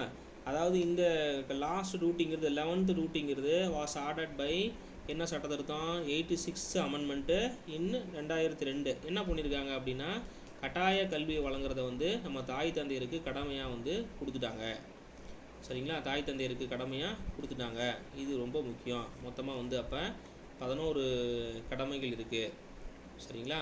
இதுதான் ஒரு பொறுப்புள்ள குடிமகளோட ஒரு சமூகத்தை உருவாக்கக்கூடிய தார்மீக கடமை அப்படின்னு சொல்லிட்டு சொல்கிறாங்க சரிங்களா. அப்புறம் என்ன நம்ம இந்த ரைட்டு இப்போ நம்ம ஜென்ரலாக பேசணும் அப்படின்னா இப்போ நம்ம சொன்னோம் இல்லையா 11 விஷயங்கள், அதில் சொல்லணும் அப்படின்னா நம்ம பொது விழிப்புணர்வு முயற்சிகள் மூலம் அதை ஊக்குவிக்கலாம். எப்படின்னா கல்வியில் பாடத்திட்டத்தில் எல்லா புத்தகங்கள்லையும் பார்த்தீங்கன்னா நம்ம அரசியலமைப்போட மதிப்புகள் கடமைகள்லாம் இடம்பெற்றிருக்கும். நீங்கள் புத்தகத்தோட பக்கத்தில் பார்த்தீங்கன்னா தெரியும். அப்புறம் பார்த்தீங்கன்னா குடியரசுனா அரசியலமைப்பு தினம் பார்த்தீங்கன்னா நமக்கு தெரியும், உருது மொழி நம்ம இருக்கிறோம். அப்புறம் வந்து இந்த இப்போ ப்ரெசென்ட்டில் டிஜிட்டல் பிரச்சாரங்கள் மூலிமா பண்ணுறாங்க. அப்புறம் பார்த்திங்கன்னா இந்த ஸ்வச் பாரத் மிஷனு, சுற்றுச்சூழல் இயக்கங்கள், இது மூலிமா வந்து கழிவுநீர் மேலாண்மையை மேம்படுத்துறது மூலிமா வந்து நம்மளை வந்து அந்த அடிப்படை கடமைகளை செய்ய வைக்கிறாங்க. சரிங்களா? ஸோ அப்புறம் பார்த்திங்கன்னா இந்த ஏக் பாரத்னு சொல்கிறாங்க இல்லையா, அந்த தேசிய ஒருமைப்பாடு மற்றும் அந்த மாநிலங்களுக்கு இடையிலான கலாச்சார பரிமாற்றத்தை செயல்படுத்துறதுக்காக இந்த திட்டத்தை சொல்கிறாங்க. சரிங்களா? இதெல்லாம் வந்து இதன் மூலியமாக பார்த்திங்கன்னா அடிப்படை கடமைகளை நம்ம விழிப்புணர்வு செய்கிறதுக்கான முயற்சிகளை ஈடுபட்டுக்கிட்டு இருக்கோம் அப்படின்னு சொல்லிட்டு இந்த இடத்துல நம்ம இதை ப்ரப்போஸ் பண்ணுறோம். ஓகேங்களா? ஸோ இதுக்கப்புறம் பார்த்திங்கன்னா முடிவுரையில் பார்த்திங்கன்னா நம்ம என்ன சொல்கிறோன்னா, நம்மளுடைய அடிப்படை கடமைகள்ங்கிறது ஒரு சிட்டிசனோட சட்ட உரிமை மட்டும் இல்லாமல் ஒரு பொறுப்பையும் உணர செய்யக்கூடிய ஒரு முழுமையான வழிமுறை. இதை வந்து நம்ம கடைபிடிச்சி இது வந்து ஜனநாயகத்தோட வேர்களை வந்து வலுப்பெற செய்யணும் அப்படின்னு சொல்லிட்டு நம்ம முடிவுரை கொடுக்குறோம். சரிங்களா? இது ஓகேங்களா? கான்ஸ்டியூஷன் இது எழுதிடலாங்களா? அவர் அம்பேத்கர் ஐயா அவர் எழுதும்போது ஃபண்டமெண்டல் ரைட்ஸை பற்றி எழுதிட்டாங்க, ஃபண்டமெண்டல் டியூட்டிஸ் எழுதலை. அதுக்கு காரணம் பல்வேறு அப்போ இருந்த அரசியல் சூழ்நிலைகள், பல்வேறு காரணங்கள் வேற. ஏன் அப்படின்னா அப்போ வந்து சுதந்திரத்துக்காக நம்ம போராட்டம் பண்ண வீரர்கள் எல்லாரும் பார்த்திங்கன்னா, சுதந்திர தியாகிகள் எல்லாமே வந்து நம்ம நாட்டின் மீது தேசப்பற்று கொண்டு தான் வந்து இருந்தாங்க. சரிங்களா? அப்போ அந்த நிகழ்வு தேவைப்படாமல் கூட இருந்திருக்கலாம் அவருடைய பார்வையில். ஸோ அதுக்கப்புறம் பார்த்திங்க அப்படின்னா அதுக்கப்புறம் நடந்த போர்கள், பல்வேறு போர்கள், பொருளாதார சிக்கல்கள் மத்தியில் வந்து இதை வரையறுக்கிறதுக்கான சூழலில் வந்து அப்போ இருந்த பாரத பிரதமர் அவர்கள் வந்து, அதாவது வந்து அம்மையார் இந்திரா காந்தி அவர்கள் வந்து தள்ளப்பட்டாங்க. ஸோ அப்போ சரண் சிங் அவர் தலைமையில் ஒரு கமிட்டியை போட்டு நம்ம ஒரு குடிமகனுக்குன்னு ஒரு அடிப்படை கடமை இருக்கணும். ஏன்னா எதுக்காக ரஷ்யாவை பார்த்து தெரிஞ்சுக்கணும் அப்படின்னா, ரஷ்யா வந்து அவன் நாட்டின் மீது அவ்வளோ பற்று கொண்டிருப்பான். ரஷ்ய மக்கள் வந்து அடிப்படை கடமைகளை முழுமையாக ஃபாலோ பண்ணுறவங்க. நீங்கள் பார்த்தீங்கன்னா தெரியும், நிறைய இப்போ ரீசெண்டாக நடக்கக்கூடிய ஒரு அந்த போர், உக்ரைன் போர், நம்ம அதை பார்ப்போம். இந்தியா, அதாவது ரஷ்யா உக்ரைன் போரை பற்றி பார்ப்போம். அப்போ சொல்கிறேன், அப்போ வந்து பார்த்திங்க அப்படின்னா எவ்வளவோ பொருளாதார ரீதியாக வந்து ஐரோப்பிய ஒன்றியத்தை சார்ந்த நாடுகள் அனைத்தையும் வீழ்த்த போதிலும் கூட அனைத்தையும் எதிர்த்து நின்று சமாளிச்சுட்டு இருக்காங்க. அதுவே ஒரு பெரிய அவங்க நாட்டின் மீது வச்சுருக்கக்கூடிய ஒரு மிகப்பெரிய ஒரு பற்று. அந்த மாதிரி நம்ம ஒரு வரையறுக்கணும்னு சொல்லிட்டு அவங்க டிசைட் பண்ணி தான் இந்த மாதிரி கடமைகள் எல்லாமே கொண்டு வந்திருக்கிறாங்க. சரிங்களா? ஸோ அதை பொறுத்த வரைக்கும் இந்த குட்டி அரசியலமைப்பு சட்டத்திட்டம்னு சொல்கிறாங்க இல்லையா, குட்டி அரசியலமைப்பு திட்டம்னு சொல்கிறாங்களா 42வது அந்த சட்டத்திட்டத்தில் கொண்டு வந்து 1977 இந்த சோவியத் மாதிரியை வச்சு தான் இதை கொண்டு வந்திருக்காங்க. இது எல்லாமே சரிங்களா? நம்மளுடைய கடமைகள் சிம்பிளாக சொல்லணும்னா, கடமைகள் வந்து நம்ம வந்து ஃப்ளாக் ஆஃப் பண்ணுறப்ப எந்திரிச்சு நின்று நம்ம சல்யூட் பண்ணுறோம். வந்து நம்மளுடைய தேசிய கீதங்கள் வாசிக்கும் போது நம்ம எந்திரிச்சு நம்ம வந்து அதற்கான மரியாதை செலுத்துகிறோம். இது எல்லாமே நம்மளுடைய அடிப்படை கடமை. சரிங்களா? பொது சொத்தை பாதுகாக்கணும், ரைட்டுங்களா? பொது சொத்துக்களை பாதுகாக்கணும். அதே மாதிரி சுதந்திர போராட்ட வீரர்களோட லட்சியங்களை வந்து நம்ம போற்றணும். சரிங்களா? நாட்டோட இறையாண்மையை காப்பாற்றணும், ஒருமைப்பாட்டை நிலைநிறுத்துறதுக்கு எல்லா விதமான வேலைகளையும் செய்யணும். இது எல்லாமே நம்மளுடைய கடமைகளாக டெரிவ் பண்ணி ஒரு 10 விஷயங்களை வந்து சரண் சிங் கொண்டு வந்தார். அப்புறம் 2002 பார்த்தீங்க அப்படின்னா அதோட இந்த கட்டாய கல்வியையும் நம்ம கொண்டு வந்து சேர்த்துட்டு இப்போ தற்போது வந்து 11 அடிப்படை கடமைகள் நம்மக்கிட்ட இருக்குது. சரிங்களா? நம்மக்கிட்ட இருக்குது. ஸோ அதை விழிப்புணர்வு எப்படி ஏற்படுத்தணும்னு சொல்லிட்டு இந்த கிளாஸில் பார்த்துருக்கோம். ஓகேங்களா? இது எழுதிடலாங்களா?